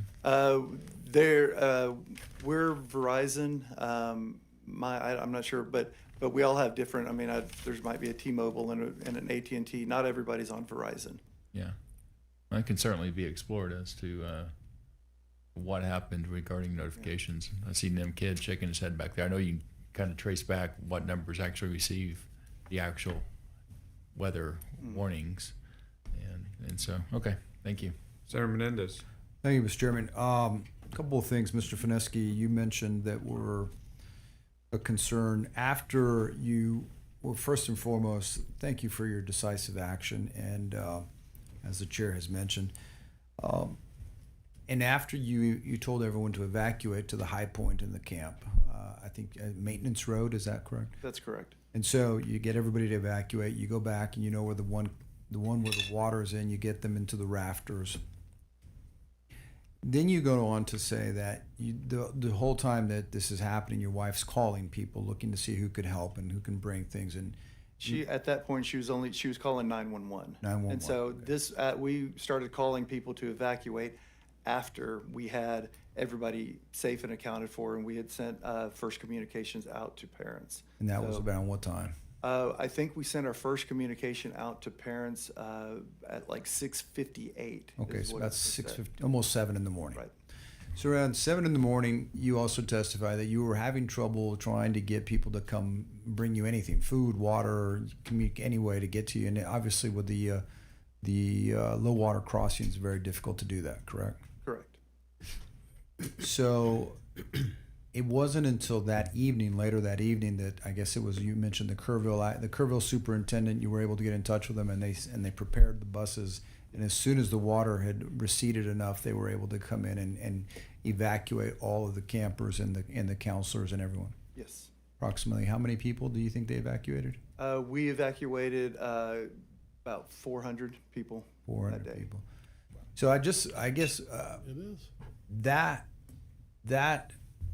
benefit for all of the children and all your counselors, that came directly as a coordination with the school district. That's correct.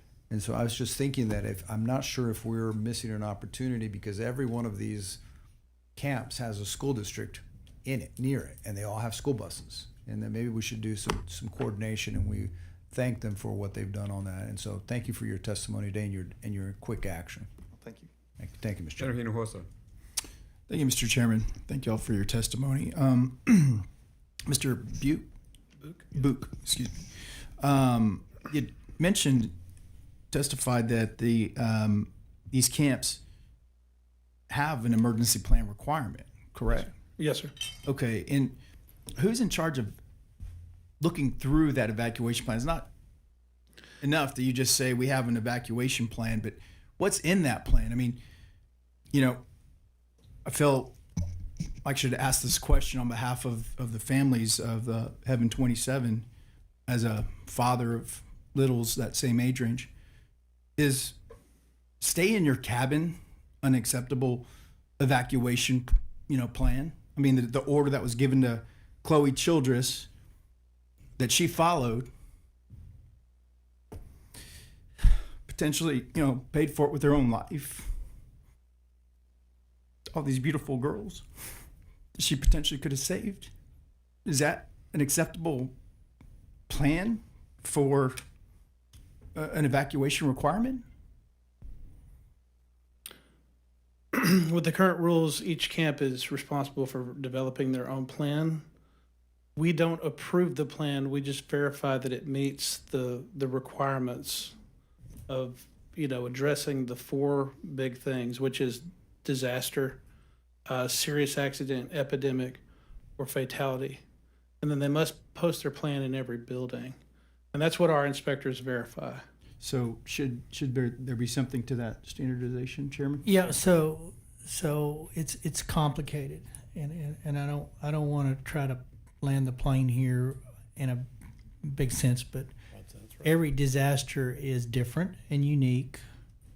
Every campsite is different and unique. Shelter to higher ground is truly, I believe, the best course of action when you have these. That said, you may find yourself, because of where the river is at, that it's more dangerous opening the door or not. That depends on the stage. Hopefully, at flash flood or flood warning level, which is stage 2, the weather guys tell me on average, if there's going to be an emergency flash flood at the end of that day, it's usually 3 hours out. So you've got 3 hours of window to get it the heck out to higher ground potentially.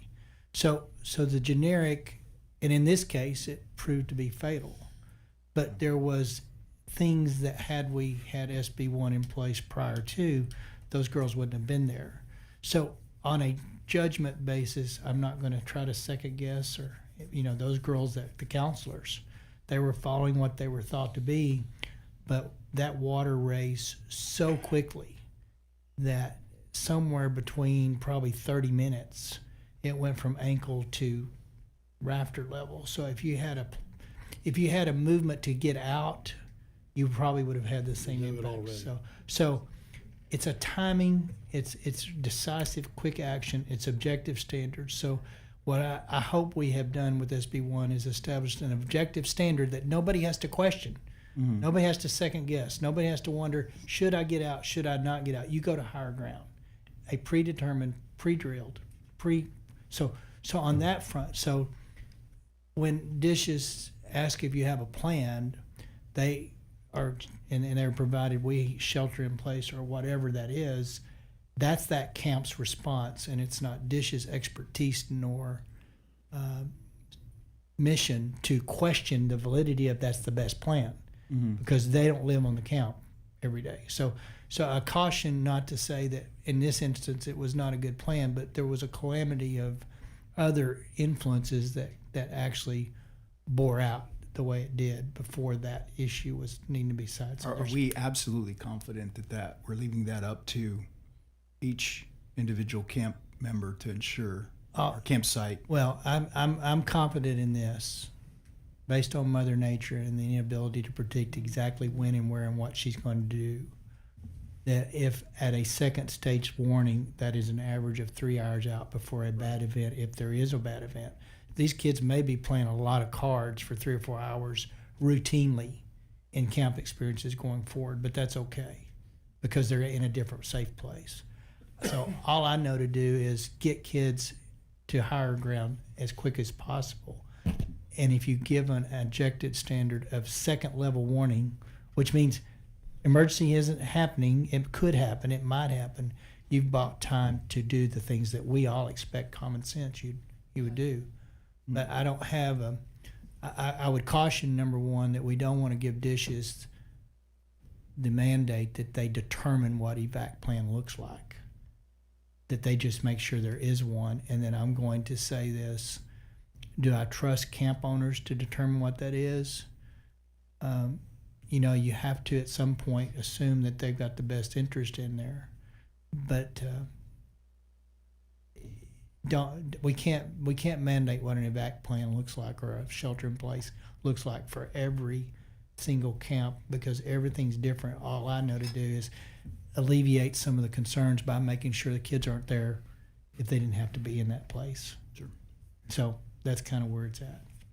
I guess to Mr. Fineski, the plan that you have in place now, I guess some of the follow-up questions you were asked, you have all the confidence that your plan, well, now going through something horrific like this, something that you've never seen before, you're confident now you would have and you did a commendable job, saving the folks in your camp, but you're still tweaking that, and you feel other camp owners near and around you can meet that standard?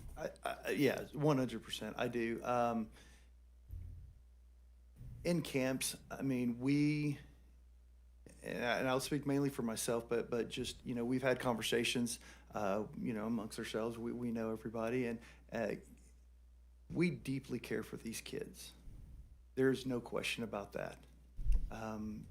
This is one, and I tell our parents that, I'm going to accept we're an all boys camp. I'm going to accept your son with the idea, and I'm going to treat them as if they're my own flesh and blood.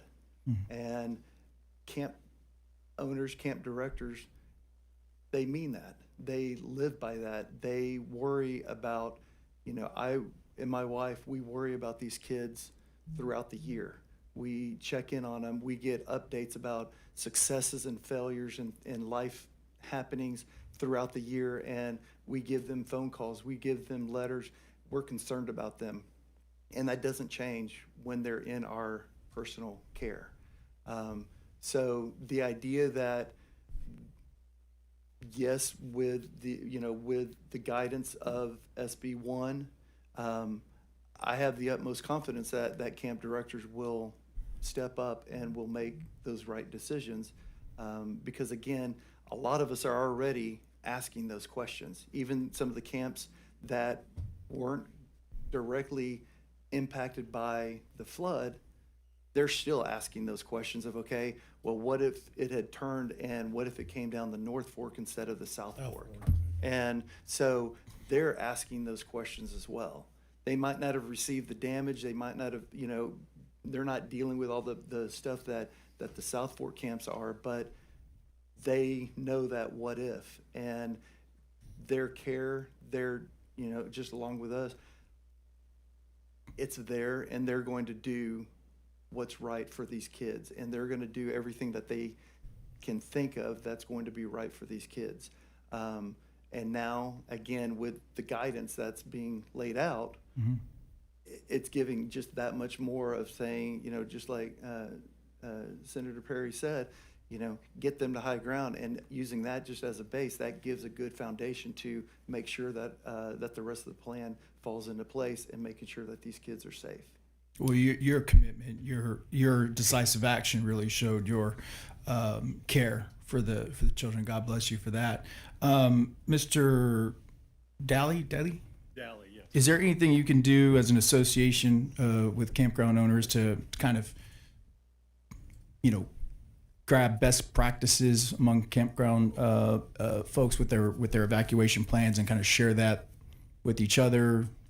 Yes, we meet regularly, and we have our what we call our members only page, which has a list of emergency things. It lists different evacuation plans of what to do if you have a shooter, a tornado, a fire, a hurricane. There's a lot that we have out there as a resource, and of course now we've added more flood stuff in that, because a lot of our parks are rising water rather than rushing water, but there are some in rushing water.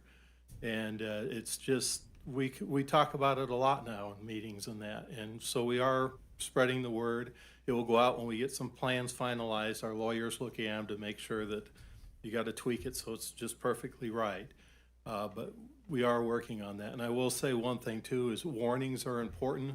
But where I live, I get a blanket warning of 15 counties for flash flood, which that doesn't help me if it's 15 counties. I actually went back and looked at my park on the floodplain, and I'm above the 100-year floodplain, but all the roads leading to my park are underwater on the 100-year floodplain. So that made me think, I got to tell my people, you've got to leave at this time if you want to get out, or we're going to be just one happy family in a little island on the lake. Thank you. Senator Blanco. Thank you, Mr. Chairman. Thank you for your testimony. You know, in the military, we would say that our standard operating procedures were written in blood because there was loss of life or injury. So just to follow up on Senator Hinojosa's question, and I understand that there's no one size fits all because there's just so many different places, but I guess my question is for Mr. Book from Dishes. What does a state agency base its emergency plan on? Is there a gold standard or some kind of basic place you start from as an agency to say these are the minimum requirements?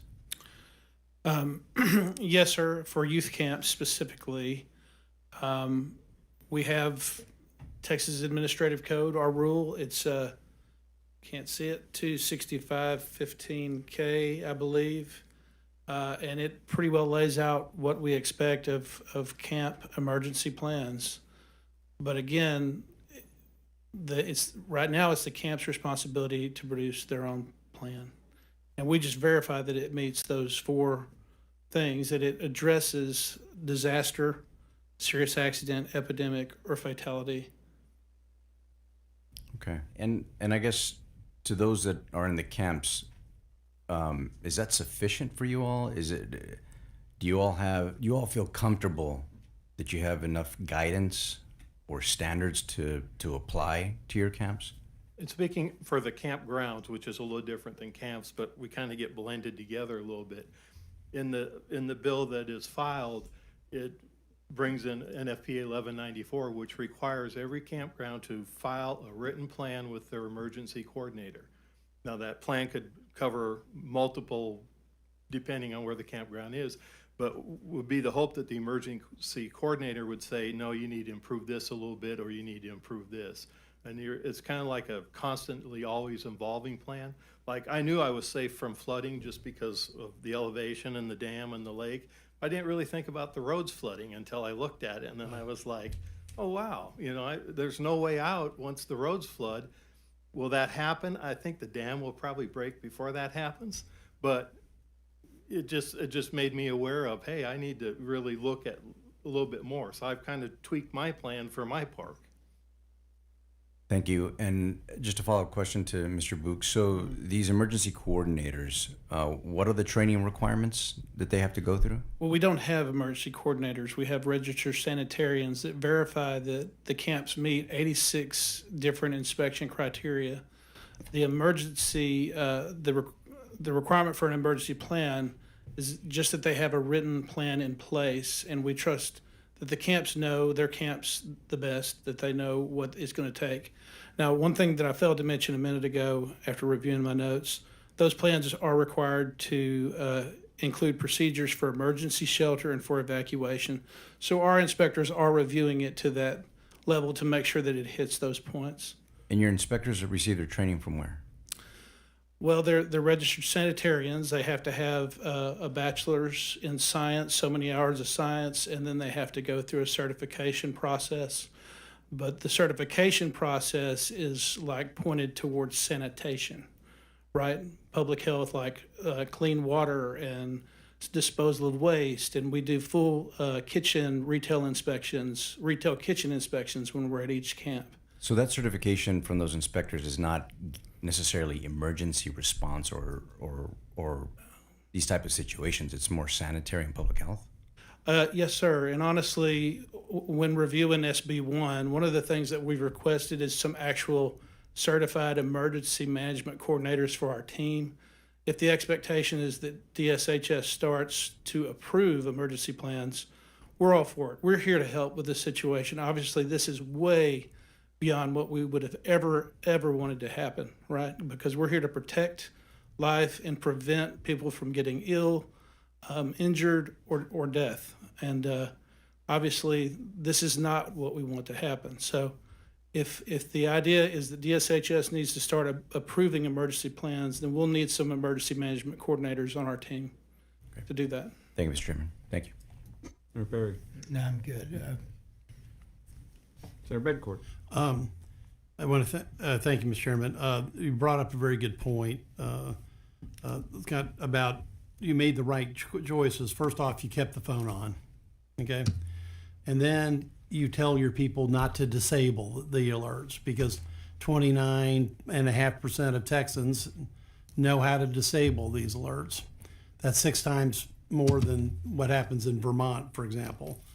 Now, to Senator Schwartner's question, you do have some fundamental bandwidth issues, even with these current networks that we're using, that could explain why you effectively browned out, okay, in your area, because there's a system overload. The signal carrier has gone down in your area for some reason. Maybe it was a function of the storm.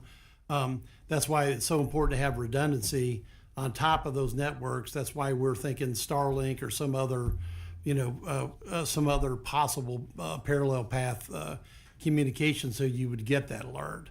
And we're trying to put the same technology into the flood warning system as well, because you can't just rely on just this network anymore. That's, the old school sirens are designed to get people's attention if all else fails, and try to get them out of the way. Mr. Chairman, if we could, I know we have Nim in the back, and we're going to call him up. Okay, fine. Thank you. So that's. Are you done? All right, done. So, Mr. Robertson, you have a statement you wish to? Yes, sir, if I may. Yes, please proceed. Chairman Perry, members, my name is John Robertson. I'm here today on behalf of Camp Longhorn. And as I mentioned to Senator Flores, we would like to change our registration from on to support of SB 1. First, let me say that our hearts are broken and hard to do this after this morning. By the tragic losses suffered during the July 4th floods, particularly the families that lost their children. There are no words that can ease the pain, but it's in their honor that we commit ourselves to working together to ensure every child who attends camp in Texas is safe. Camp Longhorn was founded by Texan Pat Robertson in 1939 on the shores of Inks Lake. Today it serves more than 5,000 campers each summer. We appreciate Senator Perry addressing the differences between camps that sit on lakes and those that are located on rivers. Camps across Texas are as diverse as our geography. A measure may be appropriate for the Guadalupe River does not necessarily translate effectively to a body of water such as Inks Lake. I believe that's what SB 1 is a giant step forward, keeping kids safe. And we're committed to work together to craft policies that both honor the memory of those lost and ensure the safety of every child who attends camp in Texas. Thank you for your time, your consideration, and happy to answer any questions you may have. Senator Schwartner. Thank you, Mr. Chairman. Mr. Robertson, I know your area fairly well. It's right below Buchanan Dam, and LCRA releases water there occasionally. And of course, the structural integrity of the dam is But can you kind of illustrate about how much communication you have with LCRA and when they release water? I know they alert downstream, but also what is your involvement there? How close are you? Do you monitor? Yeah, we stay. Pardon me. Excuse me. Let me finish. We monitor the LCRA. They alert us in several different ways. They use text, they use emails, they do phone calls, and we have all of our senior staff members at camp, plus our office staff, monitor those and are aware should one phone be out of service, then there's backup so that the others receive that. LCRA over the years has become extremely effective at predicting the amount of water that they're going to have coming into Buchanan, and therefore the amount of water that they're going to have to release through the floodgates. Has your camp ever flooded? Oh, yes, sir. Release? Yes, sir. From a release, yeah. Yeah, we've experienced this many times over the years. It's pretty much, it's flat. I hate to say a part of camp, but we know almost to the inch how much water, how much rise there'll be on Inks Lake as each gate on Buchanan is opened. And then they alert us not only that they're going to have gate operations, but then they'll alert us as they open additional floodgates, and they alert us as they're going to begin to close those floodgates. So we can react with our plan based on that information from the LCRA. All right. Thanks for the information. Yes, sir. Senator Colkhorst. Thank you, Mr. Robertson. My family is a Camp Longhorn family. Yes, ma'am. The Cook family and Winkleman family. All Yes, those ma'am. years. I'm the only Winkleman sibling that didn't go to camp. I wasn't going to leave home. I'm just a country girl from Brenham, and I never wanted to leave. There's nothing wrong with that, ma'am. I know, but I'm given a hard time by my siblings for sure. I want to ask you what you did the weekend of July 4th and 5th. We actually had a pretty good rain event at the same time that all this was occurring around the state.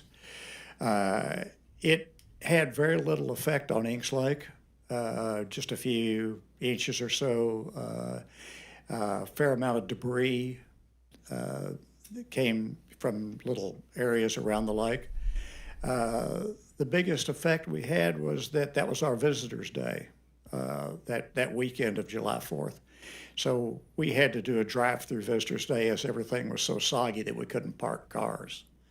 Other than that, camp went along as it would normally do so. When Buchanan did finally open, they did. What were your what are your procedures? Okay, thank you. But by the time the water reached the height of Buchanan Dam, it was, I believe, the 7th. As soon as we received notice from the LCRA that they were going to begin gate operations with one gate and subsequently up to 4, we have several cabins that are low-lying, fairly close to the water. We moved all of the campers from those cabins. We moved them up into permanent structures up on high ground, and that gave us time for them to pack overnight bags and move up to that area. Other than that, we restricted, of course, all lake activities because of the high water. And other than that, we proceeded pretty much camp as normal. Pat was whom to you? Your dad? Tex and Pat, my mom and dad. Yeah. That's right, Tex. So y'all have had this camp for how long? The first year was 1939. I personally have been involved as a camper and a counselor for 75 plus years. A couple of years overseas with the Marine Corps, but other than that, I was there the whole time. So, Mr. Robertson, you were here for this morning's testimony. And, yes, ma'am. As a family camp operator since 1939, what have you learned from what happened at Mystic, which is one of y'all's sister camps across the way, but a girls' camp that, you've known forever? First off, I repeat my earlier statement that words can't express what it feels like. Being a dad and a granddad, I can't imagine, but I certainly understand. Every time an event, whether it's serious as this one or minor, which occur at camps over the years, we look at everything we do in the light of that event and say, what can we do better? What if that were to happen here? What might we think about before that happens at Camp Longhorn? So this doesn't happen just while camp's going on or when they open the gates on Buchanan. It happens, as Scott said, it happens year round. We think we love and we live camp day in, day out, all of our lives. So our heightened standards here and the tragedy of the July 4th floods, do you think as a camp, the 1,000 plus, but the 350 plus that you oversee, do you think everyone understands the serious nature of complacency? It's the word used by the parents. And be prepared. I don't think anybody who has any understanding of what we heard this morning can doubt that the danger of complacency is more than we can live with. Well, Mr. Robertson, Tex and Pat and all of your family has been revered by my family. And as these parents said when they dropped them off, and you've had my great nieces and nephews there this summer, it is expected that they will be safe. I beg you to take that message to the other camp operators, because you are respected, because you have been in this business since 1939. Make them sit up in their seats and say, this is a minimum that you should do, SB1. I think be better. The provisions that this committee, has put into SB1, all of those are things that we've thought about. However, to put them in a legislative format means not only do we think about them, but we got to do them. So, yes, for that, a couple of things. We have a little organization here in Texas called Camp Association of Mutual Progress. We get together once a year and we share war stories, and we have guest speakers. We would love to have involvement from anyone on this panel or anyone in the state. The health department always comes and visits with us at this get-together. We would love to have the involvement of anyone else that could help us understand better how to protect these kids while we have them in our care. Well, you have some fathers sitting right behind you that I think have incredible stories to tell. Understand. Senator Schwartner. Thank you. Mr. Robertson, how many campers do you have usually? Well, at the two camps that comprise the Inks Lake location, Inks Lake and C3, at any given time, roughly 750. Yeah, it's a huge camp, right? Did y'all, the night of the tragedy, July 4th, did you receive, were you out there? Were you out there? I was not there at that time. Did they receive National Weather Service alerts on their phone? We received just typical. We don't really get, we had flash flood warnings for Burnett County and Travis County. We're just across the lake in Llano County. Yeah. And yes, they were, we heard those alerts. On the phone? Yes. Right. And what's the elevation of Camp Longhorn from water level to maximum height? From the water level to the highest point of Camp Longhorn would be Church Mountain, which would be 890. is the lake level at about another 900 to 1,000 feet. Oh, so it's quite high. I didn't realize you had that much elevation.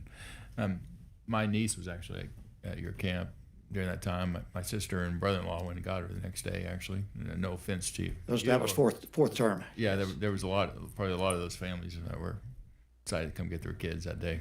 But on your association or group that meets, certainly emergency management coordinators would be a good group to Absolutely. invite and give discussion and input from a expertise standpoint. Thank you. Senator Menendez. Very quick question, Mr. Fineski. You testified that your security guard didn't get a warning, wasn't aware, didn't alert anybody, correct? Correct. Your security guard overnight, are they stationed indoors or outdoors? They're stationed outdoors. Outdoors. So they roam the grounds. Most of the time, they are concerned with outsiders coming in. Sure. And that's what they're roaming the gates and things like that. And so that's why, when there are, any warnings or anything like that we discuss that with them at that point. Real quick. So moving forward, when the sirens get installed, if your security guard hears, it doesn't matter if someone doesn't get something on their phone, because then the security guard can come knock on your door and awaken you and say the sirens are going off. And Exactly. And and we've got communications through cell phones, and they have a walkie-talkie that I sleep with right next to my bed, and so they can communicate that way as well. Thank you, Mr. Chairman. Senator Perry. Two things real quick, and I think we're highlighting some common sense stuff, but I want to go on. I noticed there's been a talk that sirens should be integrated with weather warning systems, et cetera. I would beg to differ. These are going to be so proprietary to a region and to a camp that it's incumbent upon the camp owners to probably could be integrated, but to what we've already heard, sometimes the electronics aren't working, or I get a 15 county flash flood warning which has no relevance to me. So at a minimum, an override, but it will be the camp operations that will sound the alarm, the PA, or whatever system. Secondly, is it uniform that every camp has security for all of the other disasters, bad people trying to get on? Is that something you took on yourself? Because that was a question that came up with multiple conversations I've had, my night watchman, and obviously what we're looking for there is people coming in to camp unauthorized access. Is that something that's universal, or is that something each camp decides on its own? As far as I know, there is no rule for a universal requirement, but there are a lot of camps that do that. Let me ask it this way. The geography of these are camps with young kids, girls a lot of times being on camps, and I understand security. I think y'all have a gated kind of We have a gated community. To be truthful, it's not a fence that's hard to scale.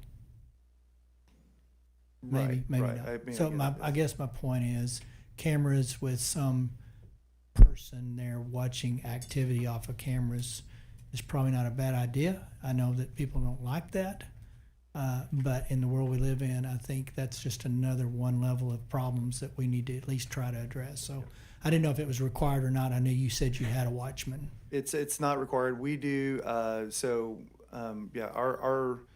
security, they roam. They're not stationed in one location. We do have cameras at the gates, and so. Do you have cameras along the fence or cameras around the cabin areas? We do not have any cameras inside of the actual campgrounds because we don't have that. But we do have it along the perimeter, at the gates, at the fence line. I think in a meeting with you and folks that it was mentioned that cameras are pretty cheap and night cameras are really cheap. Yep. And for like $15 a month, you can have a monitored system. Exactly. So something that we may think about between now and Thursday for sure. Thank you. Thank you. Members, any more questions? Thank you all very much for your testimony. Thank you all for being here. Thank you. At this time, I'd like to... So you just didn't actually do their PowerPoint. He kind of talked to us. We don't know. Mr. Buick, we didn't ask you to do your PowerPoint presentation. We don't I think consensus is we're good. We're good. If you're good. Of course. All right. You Good. actually, what we, in these kind of formats, we kind of like to just go straight to the issue and not give it the fluff of just preparation for sake of preparation. But if you had something important in your PowerPoint you wanted to let us know, we're more than willing to have that. I appreciate that, Chairman Perry. I think we covered. Thank you, sir. Appreciate it. We thank you for that. Thank you all for being here. At this time, I'd like to call up as a resource witness Chief Nim Kidd.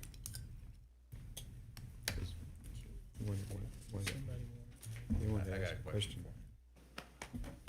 Certainly had a question. I just want to do the alerts again.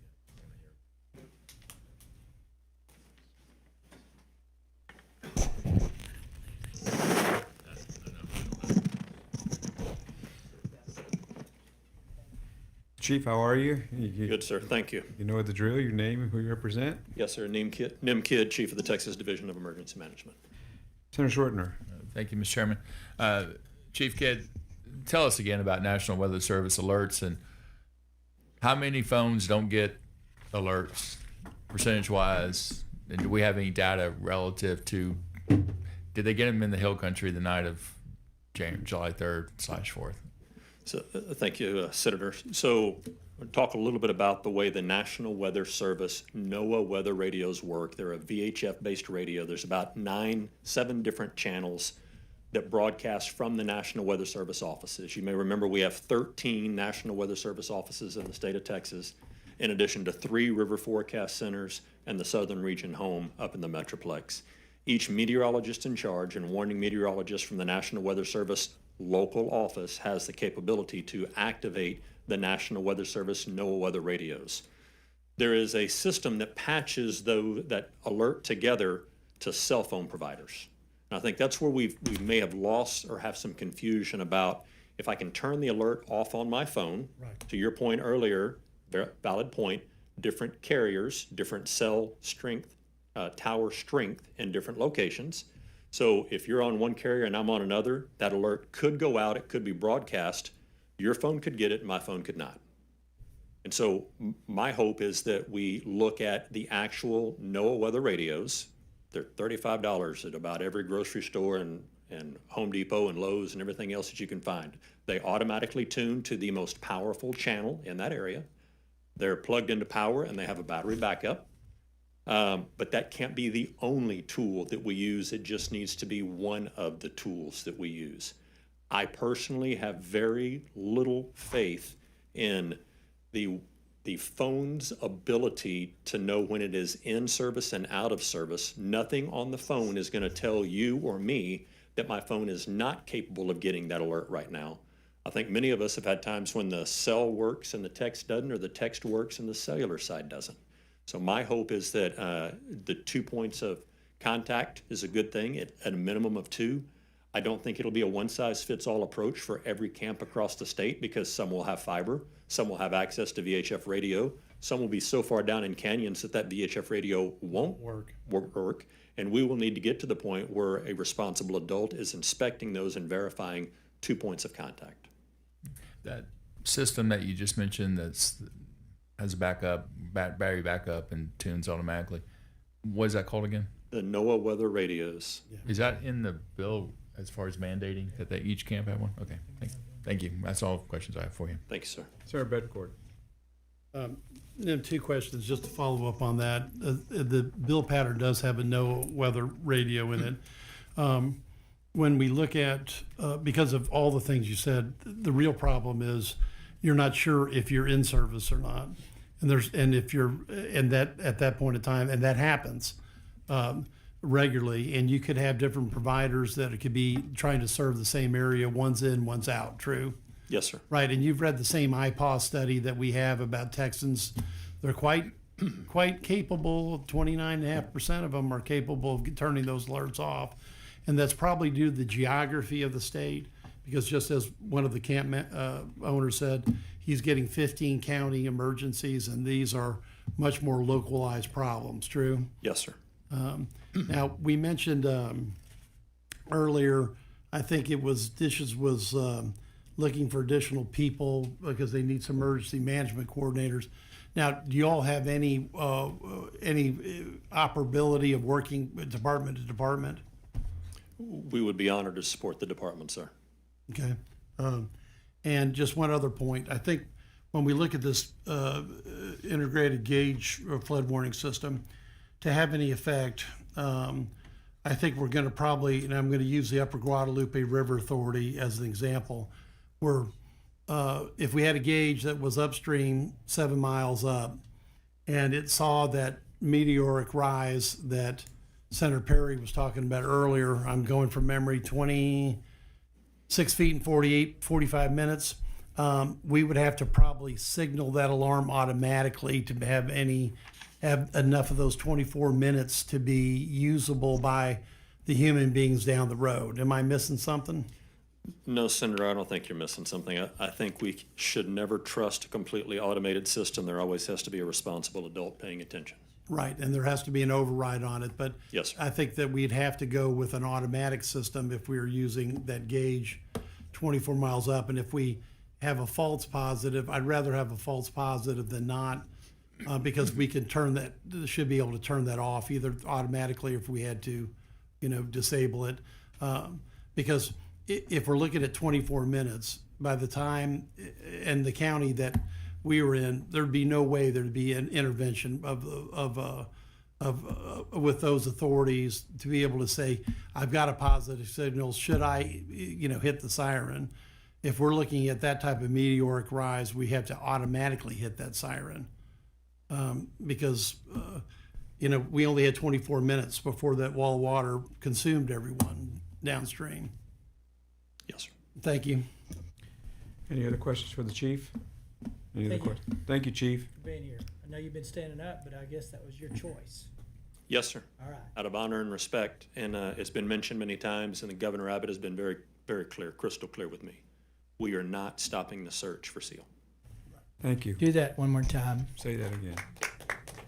Governor Abbott has been crystal clear with me. We are not stopping the search for SEAL Stewart. That gives me confidence. We are not. That we're going to do everything we can. Senator, we have used every human and animal technology that we are aware of and researching more every day. Okay. I know if it can happen, it will happen with Yes, people like you doing it. Yes, sir. Thank you. Thank you very much for that, chief. With that, members, that concludes our invited testimony. And public testimony is now open for Senate Bill 1. As your name is called, please come forward.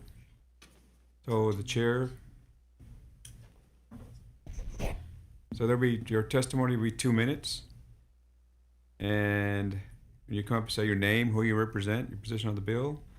The chair calls Candace Watkins, Steve Baskin, Paul Biles, and Ed Walker.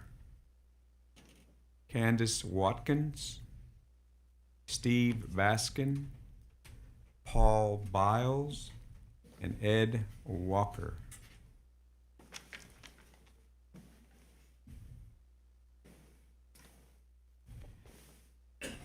So we begin, am I right, please? And then you state your name, who you represent. You have 2 minutes. Yes, sir. Thank you First for of all, being here. thank you all. Chairman Perry and committee, thank you for all the work you've done on this and also the hours of empathy and commitment you've shown on all this. My name is Steve Baskin. I'm owner emeritus at Camp Champions. I'm also the current chair of the American Camp Association. And we're here, I wanted to say, we have full-throated support for SB 1. And I just know that when my wife and I became camp professionals, we realized not only we have a chance to impact kids, but we had a brutal burden to look after them. It's one that I wear, but my wife wears so much that there are times she wonders why we do this. I want to thank all the people who testified. They have refocused and remotivated my desire to do everything. You don't know you're complacent, right? Almost by definition. I would like to think we're not. I've been called hard. But we're going to do everything we can. And also, I want to commit at the national level. I want the American Camp Association is going to learn from this and bring lessons that beyond the state of Texas to camps around the nation. Thank you. So, Mr. Baskin, for the record, you're showing as on. You're saying you want to change that to 4? 100% 4. Thank you. So noted. Please proceed. Good afternoon, Chairman Perry. Put the mic. Did you put the mic towards you? There you go. Good afternoon, Chairman Perry and members of the committee. Thank you for the chance to speak. My name is James Ginther. I worked 41 years for the Lower Colorado River Authority, including 35 managing lakes and dams in the Highland Lakes. In my years with the LCRA, we always understood that safety is the top priority.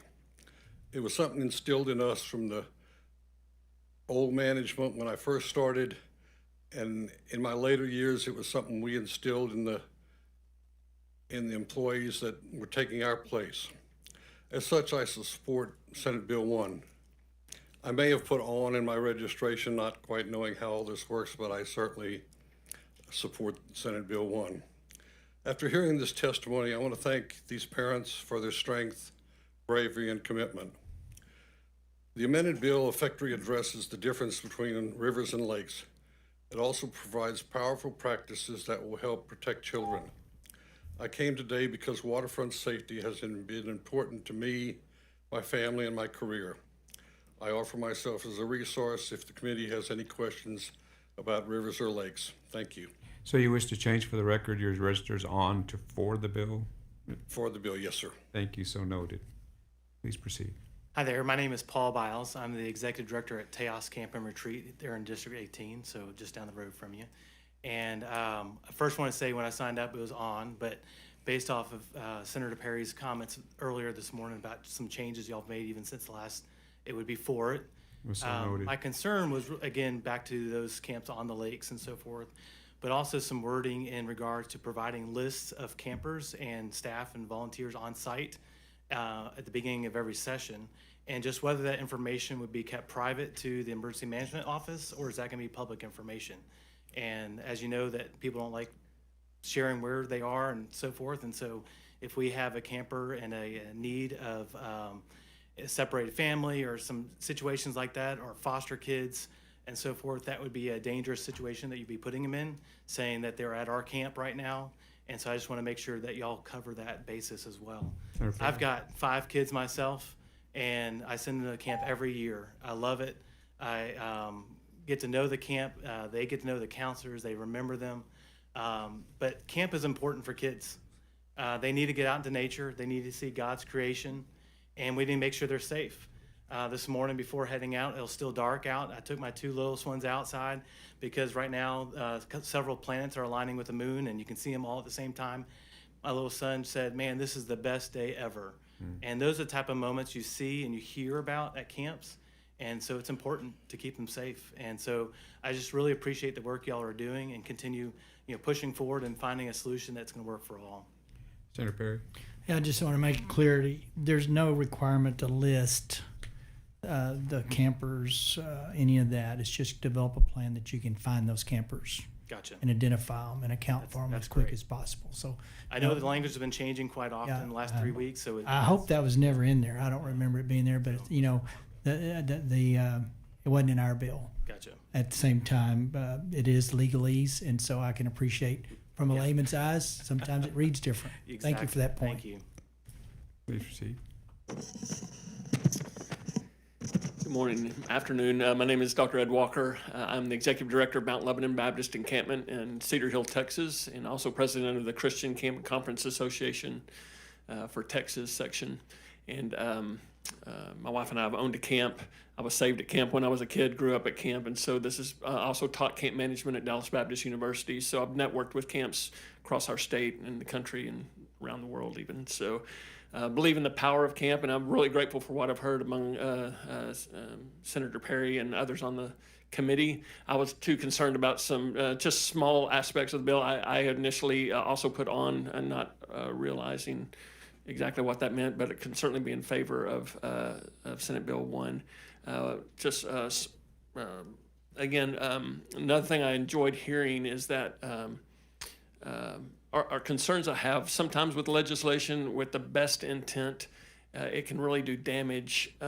Some of that because of inspectors who may not understand camp or who may mostly be in food service and are then expected to understand why camps operate. And I want to make sure the bill would focus on that. Also, there have been waivers in the past. For example, about 20 years ago, the legislature passed child protection training that we go through to make sure children are safe when they come to camps. And every adult volunteer from churches goes through that. They pass tests, they give us that information. And yet the next year after that was implemented, colleges were exempt from that. And so you can send your 10-year-old to a college campus. They can stay in a dorm room. Those food service personnel are not child protection trained. And those waivers were granted but through lobbying, I guess, or phone numbers that were, or donations. But colleges are able to do camps. We're not worried about them on floods, but we are in a lot of cases on other things. So those were my concerns when a bill like this, really with very short notice. We're the largest church camp, so we'll have 12,000 campers, 1,200 a week. Thank you. And so appreciate what y'all are doing. Thank you for your testimony, Senator Perry. Thank you for highlighting that other area that's outside the scope of SB1. But, I understand waivers and needs, and sometimes there's a practical application, but when the application is we just don't want to. And so maybe we'll revisit that in the next session. Thank you. Thank you for bringing it to our attention. Senator Kokhorst. Yeah, that was SB 253 in 2003. Mm-hmm.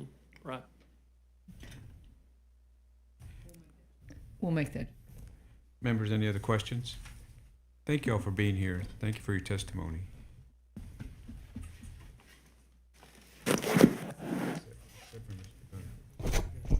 Just three. Chair calls Joe Alarcon, Kenneth Flippin, and Cyrus Reed.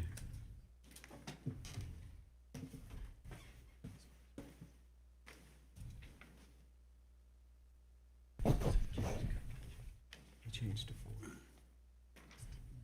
4.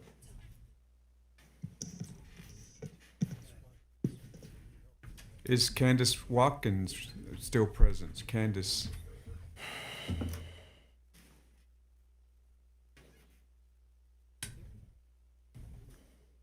We'll begin on my right. And you state your name, who you represent, position on the bill, and you have 2 minutes. Yes, my name is Joe Alarcon. I am the CEO of Cedar Canyon Camps from Happy, Texas. Thank you for having me.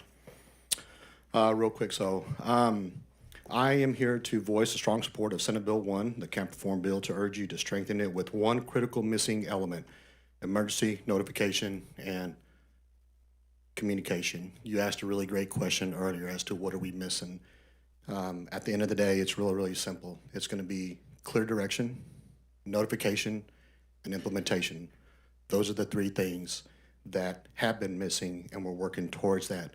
My biggest concern is that when it comes to notification, at the end of the day, where I am at, I too, like many, am not getting proper communication and good information in order for me to make a good decision. The nearest weather station is miles away, and whenever those warnings do go off, they are inaccurate. Since the Mystic Camp incident, and my heart grieves for those families, because I know what it's like to have a camp failure. My son was a victim at Kanakuk, and as a result, I have lost a son as well. So I know what it's like to have a camp failure. And so this testimony is personal to me, and my ultimate goal is to keep campers safe. But we have to, in this bill, we have to be putting measures in here that focus on tie in, and also put some mandates that require the emergency management system, whatever it looks like, to make sure that we get good communication. I'm begging for help. I have, as a result, I'm working with an organization called The Range to be looking for different and innovative ways to using technology, and I would love to leave you with some documentation that talks about some of these initiatives that put out weather sensors out there that are trying to integrate communication in rural areas like most camps are. So we need help, and that is why I'm here. Thank you. Thank you.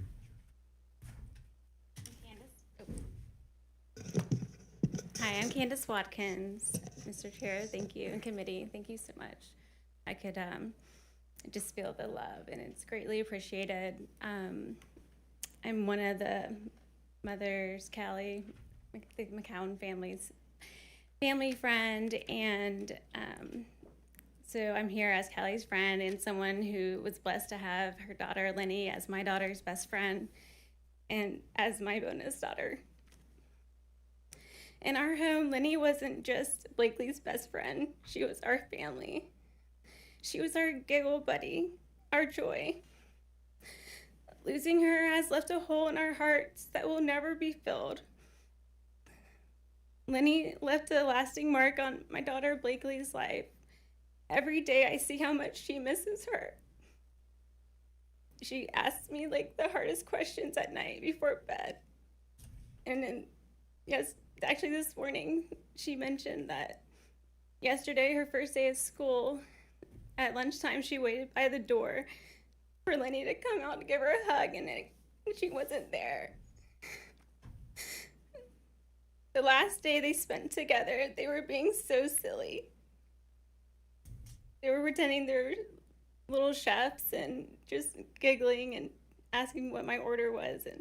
And I took pictures and sent them to Callie saying, I'm saving these for their high school graduation slideshow. I never imagined they wouldn't make it to high school together. For me, I carry the heartbreak of losing Lenny, who I loved like my own. And for Callie, Michael, Bates, and George, and the whole entire family, it is the unbearable pain and heartbreak of living without her. Blakely also lost 2 other friends that day, a reminder that so many families are grieving the same tragedy. The ripple effect of this loss reaches far and wide. It has changed lives forever. This wasn't just a flood. Floods are inevitable, but the tragic loss of life is a sad reminder of how deeply unprepared we can be. My hope is that these girls' memory moves all of us to act, so no other family has to carry this kind of loss. Thank you. Thank you for your testimony. Thank you for being here. Thank you, Kenneth Flippin with the Texas chapter of the U.S. Green Building Council. We strongly support this bill, and we thank you for it, Senator Perry. I also want to say that as a young person, I went to a Christian youth camp, and it definitely is the reason, or one of the key reasons why I was a circuit preacher at the age of 16, because of the influences at that camp. I want to also thank the families. Advocating for building codes is really boring most of the time, but they do save lives. Codes save complacency, and this bill does that.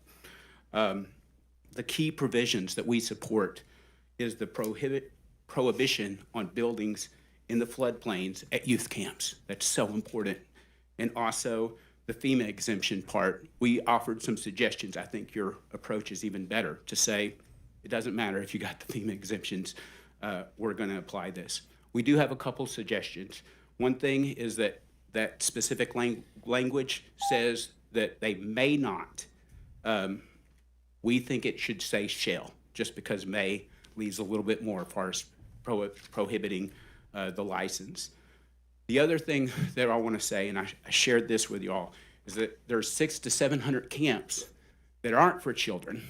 And we want to point out that the things that Cyrus and I are going to suggest is that in those camps, there should be a prohibition in building in the floodways. And if you're building in the floodplains, you should have to build according to code, which is 1 foot above the flood line, okay? And the floodplain, the reason I want to explain this is the difference between, as you can see, this is the channel. Outside of that is the floodway, and then further on is what is called the floodplain or the floodway fringe. And if we build in the floodway, you're basically building in the place where the flood is definitely going to come. And we shouldn't have buildings in there at all, even if they're not youth camps. And for those reasons, we wanted to do that. Encourage y'all to support those. If y'all have any questions, but thank y'all for this bill. Thank you for your testimony. Yes, sir. Thank you. For the record, Cyrus Reed here on behalf of the Lone Star Chapter of the Sierra Club, very much in support of SB1, and it sounds like the committee substitute. First, a little personal privilege. I want to thank the families for coming. As the father of 3 children, many of who are involved in all were involved in Boy Scouts, Girl Scouts, went to lots of camps. You did lobby. You came here, you had the governor put this on the special call for the second session, and you have a much better bill because of what you told these folks in front of you. So I thank you, but I also thank them, and my heart goes out to them. And I hope that God gives them peace. Sierra Club, as you know, is an organization that wants to get people outside, so camps are important to us. We support the bill. In the written testimony, I don't have a lot of time. There are some suggestions along those lines on floodways and floodplains.